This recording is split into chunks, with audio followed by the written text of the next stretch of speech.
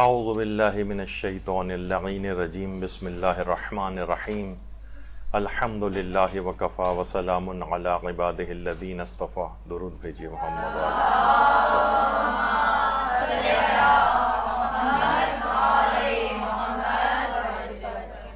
سب سے پہلے تو آپ کو ولادت باسعادت پیغمبر اکرم ختم مرتبہ صلی اللہ علیہ وآلہ وسلم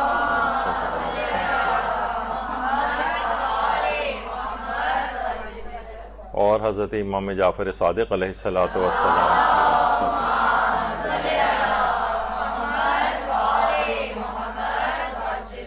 بہت بہت مبارک ہو. اور اس لحاظ سے بھی مبارکبادی کا ایک دوسرا عنوان یہ ہے کہ اتنے مبارک دن آپ لوگوں کی پہلی کلاس واقع ہو رہی اور یہ سفر علم اس شہر مدینۃ العلم اور امامت کے چھٹے تاجدار ان کے یوم ولادت کے روز جس سے پوری فقہ جعفری موسوم ہے اس دن واقع ہو رہا ہے. دیکھیے سب سے پہلی بات تو جو کہ آج ہمارا موضوع بنے گا اور بہت ابتدائی گفتگو ہے, بہت عمومی سی گفتگو رہے گی کہ آخر ہم یہ علم دین کیوں حاصل کر رہے ہیں, آپ لوگ کیوں یہاں پر آئیں. تو دیکھیے سب سے اہم بات یہ ہے کہ جو ہمارے پانچویں امام محمد باقر علیہ الصلوۃ والسلام نے بیان کی ہے. پانچویں امام فرماتے میں تمہارے جوانوں کو صرف دو حالتوں میں دیکھنا چاہتا ہوں, یا تو وہ عالم ہو یا پھر طالب علم ہو. اگر وہ ایسا نہیں کریں گے تو کوتاہی کے مرتکب ہوں گے. جو بھی کوتاہی کا مرتکب ہوتا ہے وہ خود کو ضائع کر دیتا ہے, اور جب وہ خود کو ضائع کر دیتا ہے تو وہ گناہگار ہوتا ہے, اور گناہگار ہوگا تو جہنم میں ٹھہرے گا. قسم ہے اس ذات کی جس نے محمد مصطفیٰ کو برحق مبعوث فرمایا ہے. تو امام فرما رہے ہیں کہ صرف دو حالتوں میں تمہیں دیکھنا چاہتا ہوں, یا تو عالم بنو یا طالب علم. تیسری کوئی چیز بننے کو, بلکہ بہت سی روایات میں تو ان کو خس و خاشاک, کوڑا و کرکٹ سے تعبیر کیا گیا ہے. تو اس وجہ سے ہمیں علم دین حاصل کرنا ہے کہ امام فرما رہے ہیں کہ ان دو حالتوں, اور پہلی حالت کو حاصل کیے بغیر یعنی طالب علم بنے بغیر عالم بنا ہی نہیں جا سکتا ہے. تو اس کے علاوہ کوئی تیسری حالت نہیں. اور چوتھے امام زین العابدین علیہ الصلوۃ والسلام اللہ فرماتے ہیں جب بھی کوئی طالب علم آپ کے پاس آتا تھا آپ اس سے فرماتے تھے رسول اللہ کی وصیت کو خوش آمدید. اس کے بعد فرماتے تھے جب بھی کوئی طالب علم اپنے گھر سے نکلتا ہے تو جس خشک و تر پر قدم رکھتا ہے وہ زمین اپنے 7 طبقوں سمیت اس کے لیے تسبیح کرتی. آج آپ جو گھروں سے آپ نکلی ہوں گی زمین کے 7 طبقات آپ کے لیے تسبیح کر رہے ہوں گے, ثواب آپ کے نامہ اعمال میں لکھا جائے گا. اور پیغمبر اکرم صلی اللہ علیہ وآلہ وسلم بھی فرماتے ہیں کہ بے شک طالب علم کی کوششوں سے خوش ہو کر فرشتے ان کے لیے اپنے پروں کو بچھاتے ہیں. یعنی ان کے پروں پر پاؤں رکھتے ہوئے آپ مدرسے کی جانب یا علم حاصل کرنے جہاں بھی انسان جاتا ہے تو فرشتے اس کے قدموں تلے پروں کو بچھاتے ہیں. علم دین کیوں حاصل کریں؟ اس وجہ سے کہ ہمیں یہ فضیلتیں چاہیے. اور یہ بھی پیغمبر اکرم فرماتے ہیں کہ اگر کوئی ان لوگوں کو دیکھنا چاہتا ہو جنہیں اللہ نے آگ سے رہائی دی ہے یعنی جہنم سے, تو وہ طالب علموں کو دیکھے. یعنی یہ اتنی اہم چیز ہے کہ علم دین ہم کیوں حاصل کریں؟ اس وجہ سے کہ ہم جہنم کی آگ سے ہمیں امان چاہیے. اور صرف آپ ہی نہیں بلکہ یعنی مرد طالب علموں کی بات نہیں ہو رہی بلکہ خواتین طالب علم ماشاء اللہ سے آپ سب لوگ جو یہاں پر بیٹھی ہوئی ہیں آپ بھی اسی کے اندر شامل ہیں. اور مدرسوں کی خصوصیت ایک یہ بھی ہوتی ہے کہ حضرت امیر علیہ الصلوۃ والسلام یہ بات بیان فرماتے ہیں کہ ہر انسان کی قدر و قیمت اس کے علم اور دانائی کے مطابق ہے. جتنا علم زیادہ ہوگا اتنی قدر و قیمت زیادہ ہوگی. جس قدر علم کم ہوگا یا نہیں ہوگا, جاہل ہوگا, اتنا ہی بے قیمت ہوگا. تو یہ جو کتاب ہیں, یہ جو علم حاصل کرنے کی جو جگہ ہوتی ہیں, سمجھے اس کے ایک طرف سے داخل ہوتے ہیں جہالت کی حالت میں اور اس کے دوسرے دروازے سے انسان نکل رہا ہوتا ہے جبکہ اس کے پاس علم موجود ہوتا ہے. یعنی اس کی ایک ویلیو بن جاتی ہے, اس کی ایک شخصیت بن جاتی ہے, دنیا کے اعتبار سے بھی باعزت ہو جاتا ہے اور آخرت کے اعتبار سے بھی باعزت ہو جاتا ہے. اور اس قدر عزت ہے کہ پیغمبر اکرم صلی اللہ علیہ وآلہ وسلم یہ بات فرماتے ہیں کہ اس کا احترام کرنے سے خواہ عالم دین ہو یا طالب علم، جو بھی اس کا احترام کرے ایسا ہے کہ جیسے اس نے 70,000 انبیاء کا احترام کیا. یعنی دینی طالب علم کا احترام 70,000 انبیاء کے احترام کے برابر ہے. یعنی انسان کو چاہیے، دینی طالب علموں کو چاہیے، عام طور پہ معاشرے میں نظر آتا ہے کہ دینی طالبات یا طالبہ ایک احساس کمتری رکھتے ہیں. وہ کوئی میڈیکل کالج میں جا رہا ہے تو کوئی انجینئرنگ یونیورسٹی میں جا رہا ہے، وہ بڑے فخر کے ساتھ اپنے کالر کھڑے کر کے اور جو ہے وہ اس طرح سے جا رہا ہوتا ہے. اور دینی طالب علم وہ بیچارہ قسمہ پرسی کے عالم میں لگ رہا ہوتا ہے، اس کی کوئی ویلیو نہیں ہوتی، گھر میں کوئی اس کو پوچھ نہیں رہا ہوتا، معاشرے کے اندر کوئی خاص اہمیت نہیں ہے. صرف یہی نہیں بلکہ علامہ ذیشان حیدر جوادی عالموں کے متعلق بھی یہ بات کہتے تھے کہ ایک عالم اپنی اچیومنٹ لوگوں کو کیا بتائے. مثلا اگر وہ کہتا ہے کہ میں نے ایک مدرسہ کھولا ہے تو لوگ کہیں گے اچھا ایک کوئی مدرسہ ہوگا جہاں الف زبر آ اور بے زبر با اور تے زبر تا سکھایا جاتا ہوگا. اب وہ اگر مدرسہ بتائے تو بھی اس کی کوئی ویلیو نہیں. وہ کہے میں نے اتنی کتابیں لکھی ہیں تو کتابیں پڑھنے کا لوگوں کو ویسے ہی شوق نہیں ہے. وہ کہے گا کہ میں نے اتنی فقہ، اصول فقہ اور جناب یہ سب کچھ پڑھا ہوا ہے، لوگ علوم کو سمجھتے ہی نہیں. یعنی ایک عالم دین کے لیے واقعتاً وہ اپنی اچیومنٹ لوگوں کو کیا بتائے. تو وہ تو چلیں امام ابا قبا سے اپنی ایک ان کے وقت لوگوں کی نگاہ میں ابھی تک یہاں پر باقی ہے. لیکن ایک دینی طالب علم اور یا دینی طالبہ اس کی گھر میں بھی کوئی خاص ویلیو نہیں ہوتی اور وہ خود بھی احساس کمتری کا شکار ہوتی. میں اس تناظر کے عالم میں کہہ رہا ہوں کہ پیغمبر اکرم دیکھ رہے ہیں، فرما رہے ہیں کہ گویا اس کا احترام 70,000 انبیاء کے احترام کے برابر ہے. تو اس احساس کمتری کو اپنے اندر سے نکالنا ہوگا اور اپنے آپ کو پریزنٹ بھی ایسا کریں لوگوں کے سامنے معلومات کے اعتبار سے کہ لوگ آپ سے رجوع کریں اور اپنی نکھار پیدا کریں معلومات میں. اور یہاں تک کہ روایت میں کہ پیغمبر اکرم یہ بات بھی ارشاد فرماتے ہیں کہ جو شخص علم کا ایک باب سیکھے تاکہ رضا الہی کی خاطر اسے دوسرے لوگوں کو سکھائے تو خدا اسے 70 انبیاء کا اجر عنایت فرماتا ہے.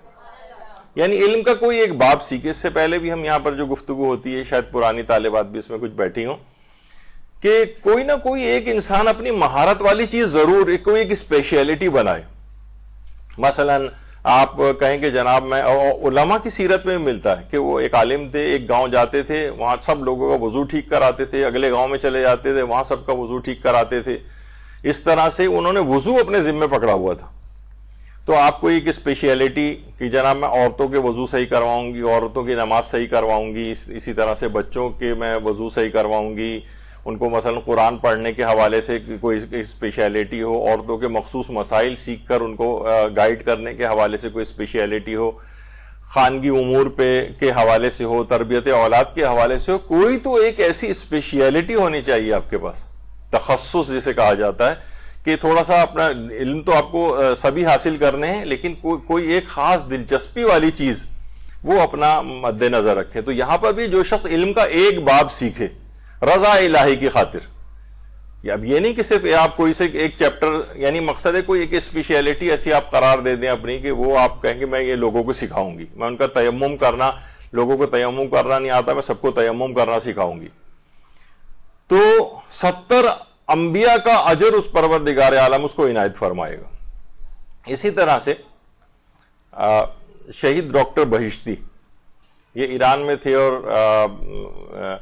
عالم دین ہونے کے ساتھ ساتھ یہ پی ایچ ڈی بھی تھے. کچھ کہتے ہیں کہ فلسفی میں پی ایچ ڈی تھے، کچھ افراد کا یہ کہنا ہے کہ مائکرو بایولوجی میں پی ایچ ڈی تھے. اور صرف یہی نہیں بلکہ فارسی تو خیر اپنی ہی زبان تھی ان کی ایرانی ہونے کی وجہ سے، ورنہ عربک، انگلش اور جرمن زبانوں میں بھی فلوئنٹ تھے، بہت بہترین طریقے سے بول سکتے تھے. یعنی اگر کوئی شخص دنیاوی علم بھی حاصل کر رہا ہو تو اس کے ساتھ ساتھ علم دین میں بھی حاصل کر سکتا ہے اور بڑے بڑے عہدوں کے اوپر بھی رہے. اور اس کے بعد 1980 یا شاید 81 میں یہ شہید کر دیے گئے تھے ایک بم دھماکے میں. تو یہ شہید بہشتی ایک جملہ بڑا اچھا کہتے تھے کہ طالب علم معاشرے کا مؤذن ہے، اذان دینے والا ہے. اگر یہ ہی سویا رہے تو امت کی نماز قضا ہو جائے گی. یعنی یہی طالب علم ہے کل یہ عالم دین بنے گا. اب یہ سو رہا ہے، اپنے وقت کو ایسے ضائع کر رہا ہے، مدرسے میں اب خواتین آ رہی ہیں، بس یہاں آئیں، ادھر ادھر سہیلیوں سے ملی، وین کی سواری آپ نے کی، اس کے بعد آپ جو ہے گھر چلی گئی، ٹائم پاس ہو گیا. سال 1.5 سال 2 سال اکثر کی شادیاں ہو جاتی ہیں، کچھ اپنے گھریلو امور میں مصروف ہو جاتی ہیں، اتنا زیادہ وقت ہر ایک کو مل نہیں پاتا. شاید 5% خواتین ہیں جو کافی سالوں تک اس سلسلے کو چلا پاتی. تو فرماتے ہیں کہ معاشرے میں اس کی حیثیت ایک مؤذن کی سی ہے. یہی اگر سویا رہے، یہی اپنے وقت کو ضائع کر لے، تو کل کو یہی شخص جو ہے ترقی کر کے مثلا اسی کو عالم دین بننا ہے، تو اب اس کے اندر اتنی صلاحیت نہیں ہوگی، تو یہ نقصان پہنچائے گا معاشرے کے اندر. امت کی نماز قضا ہونے کے معنی معاشرے کو نقصان پہنچانے والے افراد میں سے اس کا شمار ہو جائے گا، کیونکہ بہت ہی کم اور ناقص معلومات ہوگی، اپنے وقت کو تو ضائع کر دیا اس نے. بہت سے ایسے بھی ہیں کہ جو حوزہ ہے علمیہ میں جاتے ہیں اور وہاں پہ بھی اچھی طریقے سے علم کو حاصل نہیں کرتے، اس کے بعد ظاہر ہے نجفیہ قومی لگا کے بعض افراد واپس آ جاتے ہیں، جبکہ اتنی صلاحیت نہیں ہوتی. جب بھی آیت اللہ حافظ شیخ بشیر نجفی کہتے تھے کہ نجف میں کچھ افراد پڑھنے کے لیے آتے ہیں اور کچھ افراد مرنے کے لیے آتے ہیں. مرنے کے لیے کیا مطلب؟ بس وہاں آ رہے ہیں، رہ رہے ہیں، آئے درس لیا، شہریے بندے ہوئے ہیں، آیا پڑھے، یہاں تک کہ رہتے رہتے ہیں، معاشرے میں کوئی خدمت بھی انجام نہیں دیتے، اور یہاں تک کہ انتقال ہو جاتا ہے، نجف میں وادی السلام وغیرہ میں تدفین ہو جاتی ہے ان کی. تو فقط رہنا نہیں ہے، پڑھنا ہے اور معاشرے میں کوئی خدمت جا کر کرنی. تو طالب علم اگر اپنے وقت کو ضائع کر دے گا تو دیکھیے یہ اس کے ساتھ پھر ہوتا ہے، لوگوں کو بھی نقصان پہنچاتا ہے. اور مولا امیر المومنین علیہ الصلوۃ والسلام ارشاد فرماتے ہیں کہ جب خدا کسی بندے کو دوست رکھنا چاہتا ہے تو اس کے دل میں علم کی تڑپ ڈال دیتا ہے. آپ کیوں آئی ہیں؟ آج تو میچ ویچ بھی ہونا ہے، بہت سے لوگ ابھی سے تیاریاں کر رہے ہیں، اور اکثر خواتین شاید اس وجہ سے آئی بھی نہیں، لیکن جو یہاں آ گئی ہیں یہ علم کی تڑپ ہے جس کی وجہ سے آپ یہاں پر آئیں. تو اس کا مطلب یہ ہے کہ اللہ آپ کو محبوب رکھتا ہے، آپ کو دوست رکھتا ہے، اس وجہ سے آپ کے دل میں علم کی تڑپ ڈال دی ہے اس نے. تو یہ بہت اہم ہے، اپنی اہمیت کو سمجھنا چاہیے، اپنی امپورٹنس کو سمجھنا چاہیے. اور اس قدر اہمیت کا حامل ہو جاتا ہے کہ کچھ دن بعد جب اس قدر علم انسان کو حاصل ہو جاتا ہے کہ اسے عالم کہا جائے، تو پیغمبر فرماتے ہیں کہ ان کے چہرے کی طرف نظر کرنا بھی عبادت ہو جاتا ہے. عبادت فقط دیکھنا، آپ نے دیکھا کہ بڑے لیول کے اوپر اور امیر المومنین کے چہرے کو دیکھنا عبادت ہے، اور بہت سارے خیر والدین کے چہرے کو بھی دیکھنا عبادت ہے. تو اس طرح سے علماء کے چہرے کو بھی دیکھنا عبادت قرار پاتا ہے. ایک گناہ کسی بہت چھوٹے درجے میں بہرحال ایک مماثلت یہ حاصل ہو جاتی ہے عالم کو بھی کہ اس کے چہرے کی طرف دیکھنا بھی عبادت بن جاتا ہے. اور ان کو کہا ہے پیغمبر اکرم نے یہ میری امت کے افضل ترین افراد ہیں، افضل ترین. تو یہ صرف یہ نہیں کہ ہم ظاہر تصاویر انہی کی آ رہی ہیں تو امام ابا قبا والا کوئی مرد ہی ایسا ہو. خواتین کے اعتبار سے تو دیکھیے میں یعنی میری پرسنل فیلنگ یہ ہے کہ مردوں کے اندر تو پھر بھی بڑی شخصیات ہیں اور کافی نام اس سلسلے میں آتے ہیں. خواتین کا میدان تو پورا خالی پڑا ہے، پورا خالی ہے. شاذ و نادر خواتین معاشرے کے اندر آپ کو نظر آئیں گی کہ جو کہ کچھ جنہوں نے کام کیا ہے اور تھوڑا بہت اوپر آئی ہیں، ورنہ پوری کی پوری فیلڈ خالی پڑی. میں ذاکرات کی بات نہیں کر رہا جو جنہوں نے 15-20 مجلسیں پڑھی ہیں اور ہر سال انہیں کو بار بار دہرا دیتی ہیں، وہ تو رٹو توتے کی بہرحال ایک وہ بھی ایک خدمت ہے اپنے طور پر، لیکن ایک رٹ کر صرف ایک اس میں کوئی علمیت والی بات معاشرے کے لحاظ سے اس لحاظ سے آپ کارآمد نہیں. بس ایک مجلس کی ایک فارمیلٹی ہوتی ہے وہ آپ پورا کر سکتی ہیں. آپ گئیں بیٹھی تقریر کی، نیچے اتر کے آ گئیں. اگلے اچھا جو اس فیلڈ میں نہیں ہوتی علم دین کی تبلیغ والی فیلڈ میں، تو بس وہی پرانی مجلسوں کو ریپیٹ کر کر کے بار بار پڑھتی رہتی. تو افضل ترین آدمی یا خاتون وہی بنے گی معاشرے کی کہ جو کہ علم بھی اپنا مسلسل بڑھاتی جائے گی. جب بھی پیغمبر فرماتے ہیں میری امت کے افضل ترین افراد ہیں، ہم کہتے ہیں اوہ جناب یہ چارٹرڈ اکاؤنٹنٹ بڑا افضل ہے، یہ بزنس مین بڑا افضل نظر آ رہا ہوتا ہے. یہ معاشرے کے اندر ایک بڑی ریسپیکٹفل، لیکن پیغمبر کی نظر میں جو باعزت اور بافضیلت کون ہے کہ جو کہ علم دین رکھتے ہیں. اچھا پھر خالی یہ نہیں ہوگا، پھر آپ جو بھی گفتگو کریں گے عام طور پہ ظاہر ہے کیا ہے، آپ گفتگو علمی گفتگو ہوگی تو آپ کی گفتگو تسبیح الہی کا درجہ حاصل کر لے گی. پیغمبر فرماتے ہیں علمی گفتگو تسبیح الہی، یعنی اب آپ بیٹھ کے تفسیر کے متعلق بات کر رہی ہیں، فقہی مسائل کے متعلق بات کر رہی ہیں، عورتوں میں کوئی چیز بیان کر رہی ہیں، لوگ آپ سے پوچھ رہے ہیں، اب گویا بس یہ تسبیح الہی کے اندر زندگی گزر رہی ہے آپ کی.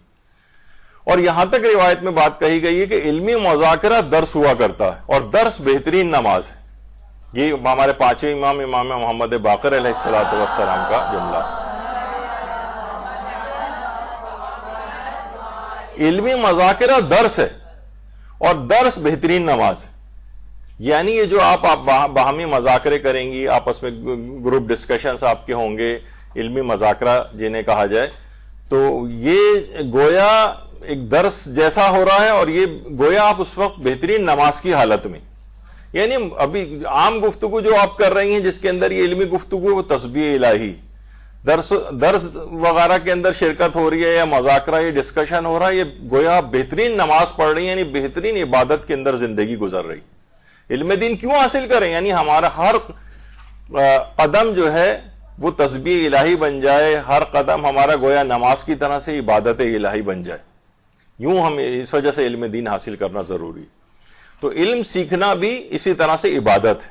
یہ جو علم ہے آپ دیکھ رہی ہیں کہ یعنی اس کے اندر سمبولک طریقے سے بات سمجھائی گئی ہے کہ اس میں انسان کے دماغ میں جو کتابیں یا جو علم ہوتا ہے وہ ایسے ہی جیسے یعنی وہ ایک عبادت الہی کو انجام دے رہا ہے. تو اور عالم جو ہے وہ ہر وقت علم کا پیاسا اور بھوکا رہتا ہے. اور یہ آیت اللہ مرشی نجفی، یہ ہر وقت اتنی بڑی لائبریری انہوں نے قائم کی ہے قم کے اندر، بلکہ شاید اسے ایشیا کی سب سے بڑی لائبریری بھی کہا جاتا ہے، یا ان بڑی لائبریریوں میں سے ایک ہے ان کی لائبریری. تو وہ اسی طرح سے اپنی کتابوں کے درمیان ہر وقت رہا کرتے تھے. تو یہ ایک بڑی چیز ہے. اور یہاں تک امیر المومنین علیہ الصلوۃ والسلام نے جملہ ارشاد فرمایا ہے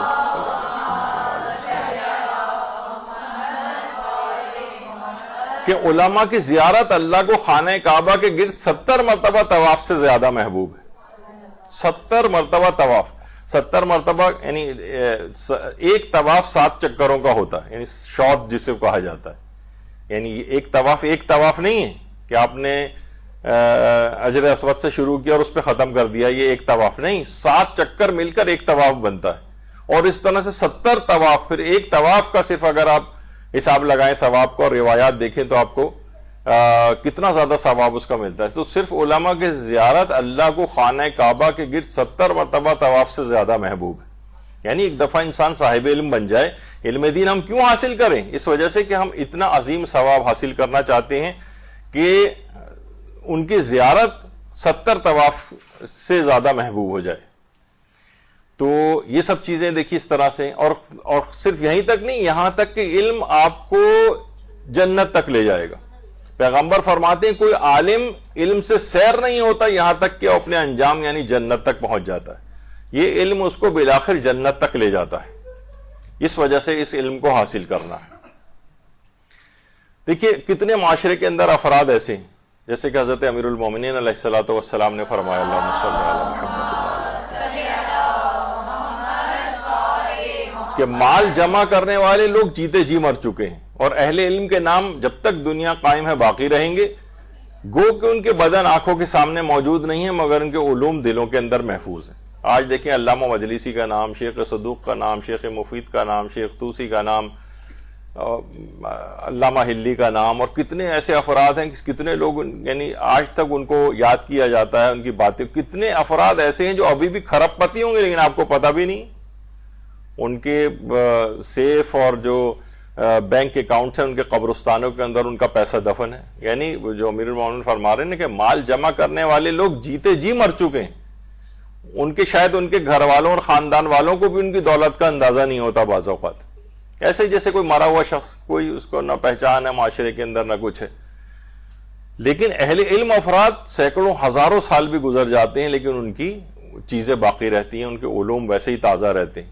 کوئی ایک چیز چھوڑ کر چلے جائے، لوگ کتاب اس کی پڑھتے رہیں، اس کے مرنے کے بعد بھی کتنے ہم دیکھتے ہیں علماء انتقال کر چکے ہیں اور ہزاروں ان کے دروس یوٹیوب اور مختلف جو سوشل میڈیا وغیرہ کے اوپر موجود ہیں. لوگ آج تک ان سے استفادہ کر رہے ہیں.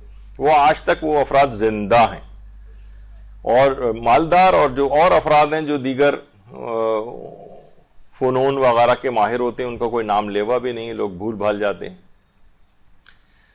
تو دیکھیے سب سے ایک اور اہم بات یہ کہ پیغمبر اکرم فرماتے ہیں جو علم کی طلب کرے گا وہ اس کے گزشتہ گناہوں کے لیے کفارہ بن جائے گا. یعنی اب آپ نے جو یہ علم حاصل کرنا شروع کیا تو پچھلے تمام گناہ بھی آپ کے معاف ہوتے جائیں گے. اور ایک وجہ یہ بھی ہوتی ہے کہ علم حاصل کرنے سے انسان اپنی سابقہ غلطیوں کی تلافی بھی کرتا ہے. اچھا میرا وضو غلط تھا, میری نماز غلط تھی, میرا روزہ غلط تھا, ان کے صحیح کر کے ان کے قضا بجا لا رہے ہیں, صحیح کر کے اپنے حج کو دوبارہ کر رہے ہیں. اس طرح سے کر کے انسان اپنے آپ کو بہتر بناتا ہے. یعنی اس کے گزشتہ گناہوں کا یہ چیز کفارہ بھی بن جاتی ہے. یہ بہت بڑا اس کا فائدہ ہے. اور یہاں تک کہ انسان یعنی بہشت کے راستوں کے نشاندہی کرنے والا یہ علم نور بن جائے گا اور بالآخر یہ جنت تک لے جائے گا. یہی پیغمبر اکرم صلی اللہ علیہ وآلہ وسلم نے فرمایا ہے کہ علم بہشت کے راستوں کی نشاندہی کرنے والا نور ہے.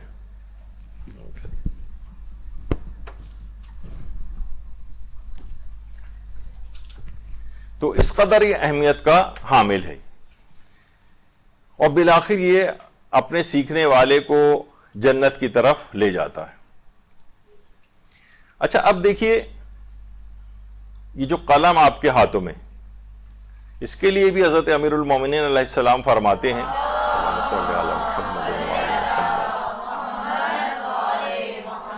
کہ صاحبان علم و فضل کی جو عقلیں ہیں اپنے قلموں کے کناروں سے وابستہ ہوتی. یعنی گویا یہ جب لکھ رہے ہوتے ہیں یہ ان کی عقل کا اظہار, اس کے جو فیض ہے وہ ان کی قلموں سے جاری ہوتا ہے, ان کے پین جو ان کے ہاتھوں میں ہوتے.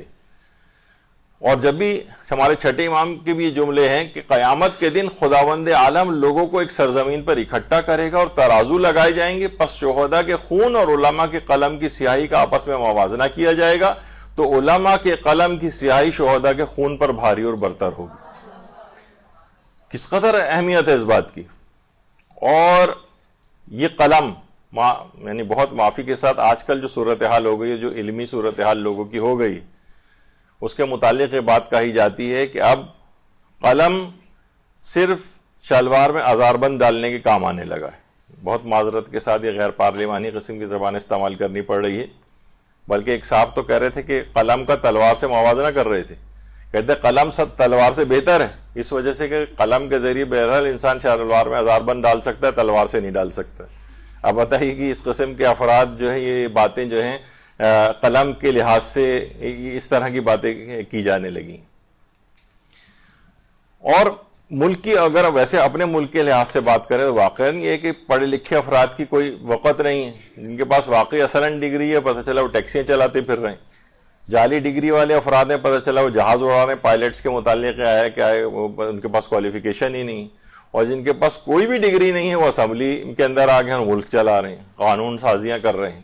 یہ ملک کی ایک اوور آل علمی صورتحال کا اس سے اچھا تجزیہ کوئی نہیں ہو سکتا کہ جو پڑھے لکھے افراد ہیں وہ ذلیل و خوار پھر رہے ہیں اور جو کہ جاہل ہیں وہ ان کے ساتھ یعنی وہ مراعات اٹھا رہے ہیں. ایک بڑی عجیب و غریب بات ہے. اور علامہ حسین بخش جاڑا صاحب جن کی تفسیر انوار النجف فی الاسرار المصحف بھی ہے موجود, اردو میں ہے, تو وہ اپنی کتاب کے اندر ایک بات بڑی اچھی انہوں نے کی ہے کہ آج کل جاہل افراد جو ہے نا, یعنی ایسا زمانہ آ گیا ہے کہ جاہل افراد عالموں کے اوپر اعتراض کر رہے ہیں. آپ سوشل میڈیا اٹھا لیں, کوئی بھی عالم تقریر کر رہا ہوتا ہے, نیچے جوہال پتہ نہیں کیا کیا برا بھلا اس کو لکھ رہے ہوتے ہیں, بلکہ عالموں کو پڑھانے کی کوشش کر رہے ہیں. یعنی کچھ معلومات نہ رکھنے والے جو ہیں وہ بالکل معاشرے کے اندر ایک الٹا سلسلہ ہو گیا. ابھی کچھ ہی دن پہلے پتہ نہیں کوئی ایک وائرل ہوا تھا کلپ, وہ میرے پاس بھی آیا تھا کہ ایک صاحب جو ہے ایک عالم کو فون کر کے کہہ رہے ہیں کہ آپ نے فلاں انہوں نے خطبہ شعبانیہ کا کوئی تقریر کے اندر حوالہ دیا تھا, اور وہ اس قدر ناراض ہوئے تھے وہ صاحب کہ کیوں آپ نے اس قسم کا جملہ کہا, یہ تو مولا نے کہا ہی نہیں ہے, جبکہ انہوں نے واقعی مولا کے جملے جو ہے کوٹ کیے تھے. اور ان کو اس قدر برا بھلا کہا تھا کہ آپ کے میں امامے کو پھاڑ کے پھینک دوں گا اور ممبر پہ نہیں جانے دوں گا اور کیا کیا اس قسم کی باتیں. تو یہ بہت ہی خطرناک ایک ٹرینڈ معاشرے کے اندر اس وقت ہو گیا ہے. بہرحال یہ اس کو اپنے طور پر ٹھیک کرنے کی ضرورت ہے. اچھا علم دین کس قدر حاصل کرنا ہے اور کتنا حاصل کرنا ہے. تو آیت اللہ بہجت یہ فرماتے ہیں کہ ہر شخص پر اتنی مقدار میں دینی علم حاصل کرنا واجب ہے کہ وہ ضرورت پڑنے پر فتاوی کی کتابوں کی طرف رجوع کر کے اپنا مسئلہ حل کر سکے. کم سے کم اتنا تو آپ کو کرنا چاہیے. اور فرماتے ہیں اس کے لیے روزانہ کم سے کم دن اور رات میں 1 گھنٹہ کم سے کم اس پر لگانا چاہیے. یعنی آپ کو کیسے پتا چلے گا کہ آپ کا فریضہ کیا ہے؟ یہ جس وقت پیش آئے گا اس وقت آپ کہاں بھاگی پھریں گے. یعنی یہ آپ کو روزانہ کم سے کم 1 گھنٹہ لگا کے علم دین حاصل کرنا. رسالہ عملی یعنی توضیح المسائل ہے، جو اس طرح کی کتابیں ہیں ان کو آپ کو پڑھنا چاہیے روزانہ کم سے کم 1 گھنٹہ. ہاں ظاہر ہے کہ جو اجتہاد کی طرف جانا چاہتے ہیں اور بڑے علمی مقام کو حاصل کرنا چاہتے ہیں، پھر آغا بہجت نے فرمایا کہ وہ ظاہر ہے کہ وقت کا دن کا زیادہ حصہ ان علوم کو حاصل کرنے پہ ان کو لگانا پڑے گا. لیکن عام افراد کے پاس کم سے کم اتنا علم ہونا چاہیے کہ وہ اپنے شرعی فریضے کو صحیح طور پہ ادا کر سکیں. اس کے لیے لازم ہے کہ کم سے کم 1 گھنٹہ ضرور ان کو نکالنا چاہیے. تو یہ عام افراد کی بات ہو رہی ہے، مدرسے میں آنے والی طالبہ کی بات نہیں کہ آپ کو فقط 1 گھنٹہ. 1 گھنٹہ بہت اس لحاظ سے کم ہے. یعنی ایک عام افراد ہیں کہ جو کہ نہ کسی کو مدرسے آنا ہے نہ کچھ ہے، تو کم سے کم 1 گھنٹہ تم اپنے گھر میں ہی لگاؤ کم سے کم. تو یہ ایک اس میں خصوصیت کے ساتھ بات تھی.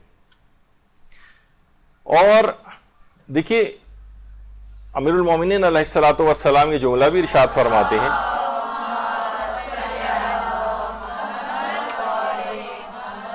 کہ امر دین کے سلسلے میں یہی کافی ہے کہ جن چیزوں سے لا علمی قابل قبول عذر نہیں ہے ان کا علم حاصل کر لیا جائے. دیکھیے قابل قبول عذر جہالت کا کب ہوتا ہے؟ مثلا آپ گاڑی لے کے بازار نکل جائیں اور ٹریفک سگنل کو توڑتے ہوئے جائیں، کیا آپ کا عذر قبول کیا جائے گا کہ مجھے پتہ ہی نہیں تھا کہ ریڈ لائٹ کے اوپر رکنا ہوتا ہے؟ آپ معاشرے کے اندر کہیں پر بھی آپ جائیں، آپ کہیں مجھے تو یہ بات پتہ ہی نہیں تھی کہ فلاں قانون بھی ہے. نہیں، آپ کا عذر کہیں پہ بھی قابل قبول نہیں ہوگا. بھائی آپ کو پتہ آپ اس ملک کے شہری ہیں، آپ کو یہاں کے قوانین کا علم ہونا چاہیے تھا. آپ بغیر پاسپورٹ بنائے ایئرپورٹ پہ جائیں اور ضد کریں کہ میں ویسے ہی جاؤں گی جہاز میں بیٹھ کے، ٹکٹ تو میں نے لے لیا نہیں لیکن پاسپورٹ ہے ہی نہیں آپ کے پاس. تو لا علمی قابل قبول عذر نہیں ہے. شریعت کے اندر البتہ صرف یہ کہ جاہل قاصر کہا جاتا ہے کہ جو بیچارہ اپنی جہالت کو دور کر ہی نہیں سکتا، اس کی چیزوں میں بہت سی باتوں میں اگنور کر دیا جاتا ہے. لیکن جاہل مقصر تمام سہولیات موجود ہیں، اور واقعتاً اب ہم دیکھتے ہیں کہ کوئی عذر باقی نہیں رہا ہے جہالت کا. ابھی آگے چل کر ہم تھوڑا سا ذکر کریں گے. ہر چیز تو آپ کے ہاتھ میں آ گئی ہے. یہ جو آپ کا موبائل فون وغیرہ ہے، دنیا کی ہر چیز، ہر مرجع سے آپ رابطہ کر سکتے ہیں. ان کی ویب سائٹس موجود ہیں، سوال کر سکتے ہیں، عالموں سے سوال کر سکتے ہیں، واٹس ایپ موجود ہیں، کتابیں موجود ہیں، ہر موضوع پر درس موجود ہے، ہر فقہی حکم اس کے اندر موجود ہے. صرف جسٹ یعنی فنگر کلک جو ہے دور ہے آپ سے. تو اب تو کوئی لا علمی، کوئی قابل قبول عذر ہی نہیں ہے. اب کوئی عذر باقی نہیں رہا ہے ہمارے آپ کے پاس. کوئی کہے کہ پروردگار مجھے تو یہ بات پتہ ہی نہیں تھی، یہ آپ کے ہاتھ میں ہو گیا تھا موبائل فون. آج کل کے دور والوں کے پاس تو واقعتاً یہ بہت اس بات کی بڑی اہمیت ہے کہ ان کی کوئی لا علمی کا عذر قابل قبول نہیں ہوگا. تو واجبات کا علم کم سے کم حاصل کرنا ہے. یہی بات ہے ہمارے 7ویں امام موسیٰ کاظم علیہ الصلوۃ والسلام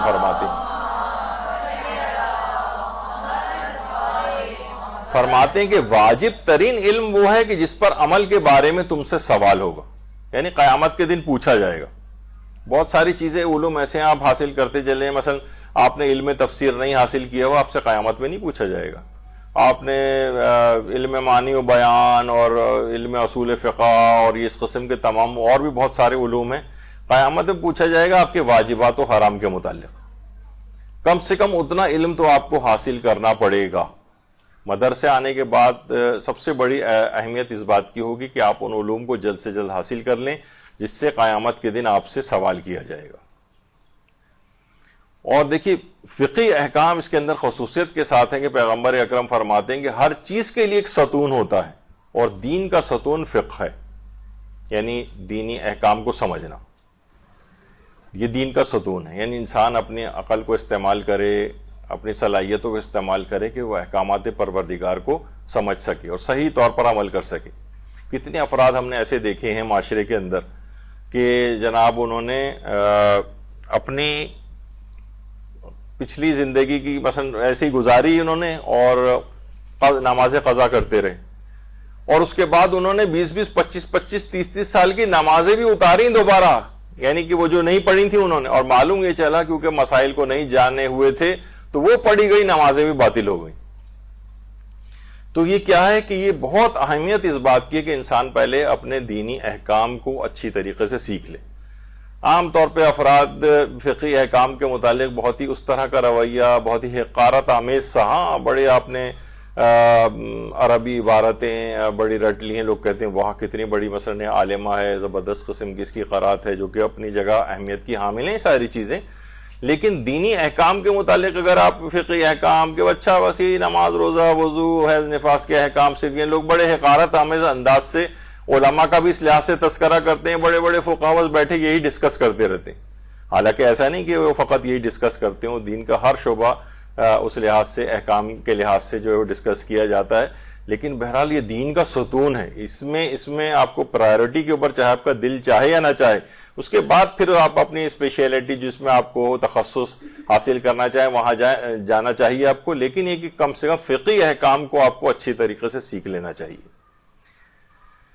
اور آیت اللہ بہجت یہ فرماتے تھے یہ بات کہ جو بھی بلا و مصیبت ہم پر نازل ہوتی ہے وہ اہل بیت اور ان سے منقول روایات و احادیث سے دوری کے سبب سے نازل ہوتی. ہم بہت دور ہو گئے ہیں ان کے احکامات سے، ہم بہت دور ہو گئے، انہوں نے جو اخلاقیات سکھائی. اگر آپ اٹھا کر دیکھیں احادیث کی کتابیں، اخلاقیات کی کتابیں، حدیثیں پڑھتے جائیں اور اس کے بعد اپنا موازنہ اس سے کرتے جائیں، آپ کہیں گے اس پہ تو کہیں معاشرے میں عمل نظر ہی نہیں آتا ہے.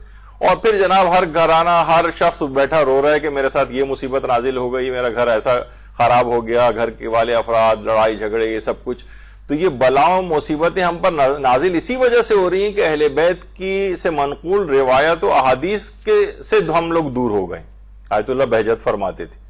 یعنی واقعتاً جیسے ایک دفعہ کہیں میں نے سنا تھا کہ ایک عالم نے بیان کیا تھا کہ ایک صاحب اس طرح سے قرآن پڑھتے تھے، قرآن کا صرف ایک صفحہ روز پڑھتے تھے اور دیکھتے تھے اس صفحے کے اندر کیا پیغام ہے اور اس کو نوٹ کر لیتے تھے، اور اگلے صفحہ کہتے تھے جب تک میں آگے نہیں پڑھوں گا جب تک اس پہ عمل نہ کر لوں. اس کے بعد اگلے صفحے پہ چلے جاتے تھے، اگلا صفحہ ترجمے کے ساتھ پڑھتے، دیکھتے تھے کیا کیا پیغامات ہیں وہ نوٹ کر لیتے تھے. اس طرح سے ایک ایک آیت پر اس طرح سے عمل کرتے ہوئے، یعنی کہ قرآن پر عمل بھی تو روایات بھی احادیث اس طرح سے آپ پڑھیں. ابھی آپ جب احادیث کی کتابیں پڑھیں گی، اخلاقیات کی کتابیں آپ پڑھیں گی تو آپ دیکھیں کہ میں اس پر کس قدر عامل ہوں. تو یہ ان سے ہم بہت دور ہو گئے ان تمام چیزوں سے. اچھا، حلال و حرام سے متعلق جو موجود احادیث ہیں یہ بھی ہمارے چھٹے امام ارشاد فرماتے ہیں، اللہم صلی علی محمد و علی محمد، کہ جو شخص بھی حلال و حرام کے بارے میں موجود احادیث میں سے 40 حدیثوں کو یاد کرے گا اور حفظ کرے گا، خداوند عالم بروز قیامت اسے فقیہ اور عالم بنا کر مشہور کرے گا اور اسے کوئی عذاب نہ دے گا.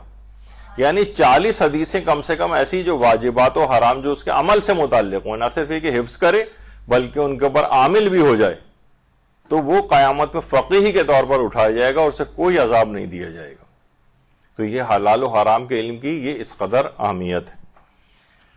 اور اگر یہ جو افراد علم دین کی طرف اس لحاظ سے راغب نہیں تو یہ بھی حضرت امیر علیہ الصلوۃ والسلام نے بات ارشاد فرمائی ہے، اللہم صلی علی محمد و علی محمد. اگر وہ شخص علم حاصل نہیں کر رہا ہے، علم دین حاصل نہیں کر رہا ہے، تو گویا وہ اپنی ذلت کے اوپر کمر بستہ ہو گیا. یعنی جب خدا کسی بندے کو ذلیل کرتا ہے تو علم کا دروازہ اس پر بند کر دیتا ہے. یعنی وہ سمجھ جائے کہ اللہ مجھے ذلیل کرنا چاہتا ہے.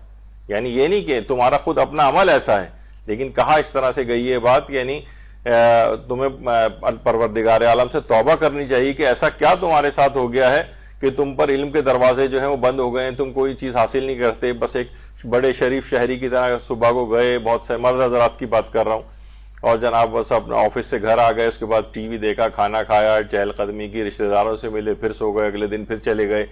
پیٹ میں اس وجہ سے ڈال رہے ہیں اور پھر اس کو خالی کر رہے ہیں. خالی اس وجہ سے کر رہے ہیں کہ دوبارہ بھرنا اس وجہ سے کہ خالی کرنا ہے. بس اس طرح سے ایک پوری زندگی چل رہی ہے. اور اسی طریقے سے خواتین بھی. تو یعنی اس کا مطلب ہے کہ وہ اس کا کوئی معذاللہ ایک ذلت پروگرام اس کا چل پڑا ہے کہ یہ ایسا شخص کہ جو کہ جس پہ علم کے دروازے بند ہو گئے، تو اس دروازے کو کھولنا چاہیے، توبہ اور استغفار کرنی چاہیے. اچھا اب دیکھیے ہمارے چھٹے امام نے ایک اور جملہ بھی ارشاد فرماتے ہیں کہ توریت میں یہ بات لکھی ہے کہ فرزند آدم اپنے آپ کو میری عبادت کے لیے فارغ کرو تو میں تمہارے دل کو تونگری سے معمور کر دوں گا اور تجھے تیری تلاش کے سپرد نہیں کروں گا. اچھا ایک بات اور کہہ دوں, بہت سی روایات میں بھی بات آئی ہے کہ وہ وقت جو آپ کو اللہ کے لیے نکالنا چاہیے, اب عبادات کے لیے, واجبات و حرام کا علم حاصل کرنے کے لیے, اگر تم نے علم یعنی اس کا صحیح مصرف میں اپنے وقت کا استعمال نہیں کیا تو لا محالہ اس کا نتیجہ یہ ہوگا کہ آپ کو اپنے وقت کو کسی حرام کام میں استعمال کرنا پڑ جائے گا. اگر آپ نے مثلا اپنے مال کا صحیح استعمال نہیں کیا, واجبات نہ نکالے, مستحبات میں خرچ نہیں کیا, تو لا محالہ ایسا ہوگا کہ وہ پیسہ پھر بھی آپ کے ہاتھ سے نکلے گا. مثلا ایسی بیماری میں مبتلا ہو جائیں گے, خدا نہ خواستہ کہ وہ پیسہ ڈاکٹروں اسپتالوں کی نظر ہو جائے گا. ایسے مقدمات میں پھنس جائیں گے کہ وہ پولیس کو رشوتیں دینا اور وکیلوں کو دینا اور عدالتوں کے چکر لگانے میں نکل جائے گا. بہت سارے معاشرے کے اندر افراد ایسے ہوتے ہیں. یعنی جو صلاحیت آپ کو اللہ نے دی ہے اس کو اگر اللہ کی راہ میں آپ نے استعمال نہیں کیا تو وہ لا محالہ اسی صلاحیت کو کسی حرام چیز میں استعمال کرنا پڑ جائے گا. تو یہاں پر امام فرماتے ہیں کہ توریت میں یہ بات لکھی ہے کہ فرزند آدم اپنے آپ کو میری عبادت کے لیے فارغ کرو تو میں تمہارے دل کو تونگری سے معمور کر دوں گا اور تمہیں تلاش کے سپرد نہیں کروں گا, تمہیں مارے نہیں پھرنا پڑے گا. پس مجھ پر لازم ہو جاتا ہے, اللہ کہتے ہیں, کہ میں تیرے فاقوں کا سدباب کروں اور تیرے دل کو اپنے خوف سے بھر دوں.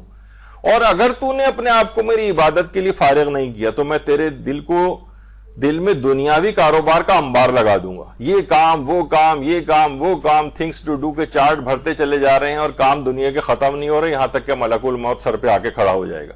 میں تیرے فاقوں کا سدباب کروں گا اور تجھے تیری تلاش کے حوالے کر دوں گا. جاؤ تلاش کرو, پیسہ کمانے کے لیے نکلو,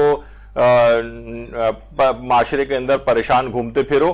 یعنی اگر تم نے اپنے آپ کو میری عبادت کے لیے فارغ کرنے سے مراد فقط نماز وغیرہ نہیں ہے بلکہ کہ پروردگار عالم کے لیے اپنے وقت کو کچھ نہ کچھ نکالا جائے. یہی وجہ ہے کہ شہید مطہری فرماتے ہیں کہ روزانہ انسان کو کم سے کم 1 گھنٹہ تنہائی میں وقت نکالنا چاہیے اپنے اور خدا کے درمیان. راز و نیاز ہوں, اسی میں عبادت بھی ہو, اسی میں دعائیں بھی ہوں, اس میں اللہ سے انسان اپنے قربت میں اضافہ کرے. یا ہر وقت جو ہم مجمع لگا کے رہتے ہیں, بس ہر وقت لوگ ہوں, اگر بند کمرہ بھی اگر ہے, نماز بھی پڑھ رہے ہیں تو کم سے کم ٹی وی کی آواز چلتے رہنی چاہیے.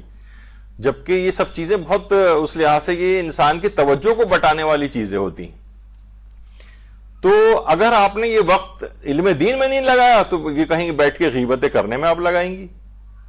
جو مال دین پہ خرچ نہیں ہوا یا جن چیزوں کی شریعت نے حکم دیا ہے تو یہ لامحالہ کسی نہ کسی ایسی جگہوں پہ خرچ بہرحال اس پیسے کو ہونا ہے. تو کیا بہتر نہیں ہے اپنے وقت کو بہترین مصرف میں خرچ کیا جائے, اپنے مال کو بہترین مصرف میں خرچ کیا جائے, اپنی صلاحیتوں کو بہترین جگہوں کے اوپر لگایا جائے. کوئی شخص ہے یہاں پر ایسا نہیں ہوگا جس کے اندر کوئی ایک ایسی یونیک صلاحیت نہ ہو جو دوسروں سے اس کو ممتاز کرتی ہو. آپ اسی صلاحیت کو دیکھیں, میں اسلام کے لیے اس سے کیا کر سکتی ہوں. ہر شخص میں دیکھیے ورائٹی ہے, یہ نہیں کہ سارے عالم دین بن جائیں, سارے مبلغ بن جائیں, یہ ضروری نہیں. ہر شخص اپنی صلاحیت کے مطابق بھی کام کر سکتا ہے. چھپی ہوئی صلاحیت, من عرف نفسہ فقد عرف ربہ کی ایک تفسیر یہ بھی کہ انسان ہر شخص دیکھے کہ جس نے اپنے نفس کو پہچان لیا اپنے رب کو پہچان لیا, یعنی اپنی صلاحیت جو ہے اس کو اللہ کی راہ میں استعمال کریں, اسی رستے کے اوپر چلتے ہوئے اللہ کو آپ پہچان لیں گے. تو یہ ساری چیزیں اس طرح کی ہیں. اچھا یہ دن اور رات بھی آپ سے کیا کہہ رہے ہیں, یہ بھی ہمارے چھٹے امام فرماتے ہیں کہ جب دن چڑھ جاتا ہے تو کہتا ہے فرزند آدم نیکی کے کاموں میں جلدی کرو کیونکہ میں قیامت کے دن بارگاہ خداوندی میں گواہی دوں گا اور جان لو کہ میں اس سے قبل تمہارے اختیار میں نہیں تھا اور اس کے بعد بھی تمہارے پاس نہیں رہوں گا. اسی طرح جب رات چھا جاتی ہے تو وہ بھی اسی طرح کا تقاضا کرتی. یعنی یہ دن روزانہ, یہ جو آج آپ کے پاس ہے یہ آئندہ کبھی آپ کے پاس نہیں آئے گا, یہ آج آ کر گزر جائے گا. اسی طرح کل کا جو روز ہے وہ اس کے بعد وہ پرسوں نہیں آئے گا. یہ زندگی کا ایک ایک لمحہ گزرتا جا رہا ہے. جب ہی کہا جاتا ہے نا کہ یہ تیر جو ہے یہ ہدف پر لگنے کے لیے چل پڑا ہے, یعنی ہماری خلقت ہو چکی ہے اور یہ اپنے ہدف موت کی طرف بڑھ رہا ہے. اب یہ جو تیر سمجھے ابھی ہوا میں جا رہا ہے ہدف پہ لگنے کے لیے, یہ جو ہم زندگی گزار رہے ہیں بس یہ وہ جو تیر سفر طے کر رہا ہے نا ہوا میں ہدف تک پہنچنے کی, بس یہ زمانہ ہم گزار رہے ہیں یہاں تک کہ وہ جا کر لگے گا اور فرشتہ اجل آ جائے گا اور ہمیں اس دنیا سے جانا پڑے گا. اور یہ پورا سلسلہ نامہ اعمال کا ہمارا بند ہو جائے گا. تو یہ اتنا مختصر سا لمحہ ہے کہ تیر چل پڑا ہے اور جا کر اسے لگنا ہے, اور یہ درمیانی عرصہ صرف یہ راستہ طے کر رہا ہے, یہ بس یہ ہماری زندگی. اب سوچئے کہ کتنا کم وقت ہے, اس کے اندر ہم بیٹھے ساس بہو کے جھگڑے آپ جو ہیں وہ ڈیل کر رہی ہیں, اور نندوں اور ان کی برائیاں کر رہی ہیں, اور مرد حضرات جو ہیں وہ بیٹھے ہوئے ٹی وی دیکھ رہے ہیں, اور آج بیٹھ کے جو ہے وہ میچ رات تک بڑے آرام سے. میں اس پہ نہیں کہہ رہا اگر کوئی شخص دیکھنا چاہے, بہرحال جائز حلال چیزیں بھی ہیں, لیکن یہ کہ میں اس لحاظ سے کہہ رہا ہوں کہ اپنے وقت کو ضائع کرنے کے اعتبار سے. مثلا معلوم ہے کہ جناب وہ صاحب نے فائر کر دیا ہے, اور وہ جو ہے نا وہ میزائل بس یہاں کے لگنے والا ہے, اس دوران بیٹھ کے انسان ٹی وی وغیرہ دیکھے, دیکھیں میچ وغیرہ کیا بھی, تو مثلا وہ میزائل لگنے میں 6 گھنٹے باقی ہیں اور 4 گھنٹے میں میچ ختم ہو جائے گا. کبھی کرے گا وہ اپنا سدباب کرے گا, بھائی میزائل چل پڑا ہے, یہ لگنے والا ہے کسی بھی وقت. تو یہ اپنے وقت کو آپ کو ضائع نہیں کرنا ہے, یہ بہت اہم وقت ہے. اس کے بعد یہ کبھی آپ کے پاس نہیں آئے گا. جو دن گزر گئے وہ کبھی نہیں آئیں گے, جو آئندہ آنے والے دن ہیں وہ بھی اسی طریقے سے گزر جائیں گے. یہ دنوں رات مسلسل کہہ رہے ہیں, اب جو اس میں حاصل کر لے وہ حاصل کر لے گا. انسان کو کہا جاتا ہے واقعتاً ایک ایسا غافل منصوبہ ساز ہے کہ اپنی ساری پلاننگ کرتا ہے, یہ 20 25 30 40 50 سال کی پلاننگ کرتا ہے, موت کو کبھی شامل نہیں کرتا. میرے اپنے ایک رشتہ دار تھے جن کا انتقال ہوا, اکثر کبھی کبھار ان کا ذکر کرتا ہوں. معلوم چل گیا تھا ان کو کہ وہ زیادہ عرصے زندہ نہیں رہیں گے, تو انہوں نے باقاعدہ فل ٹائم اس کی پلاننگ کی.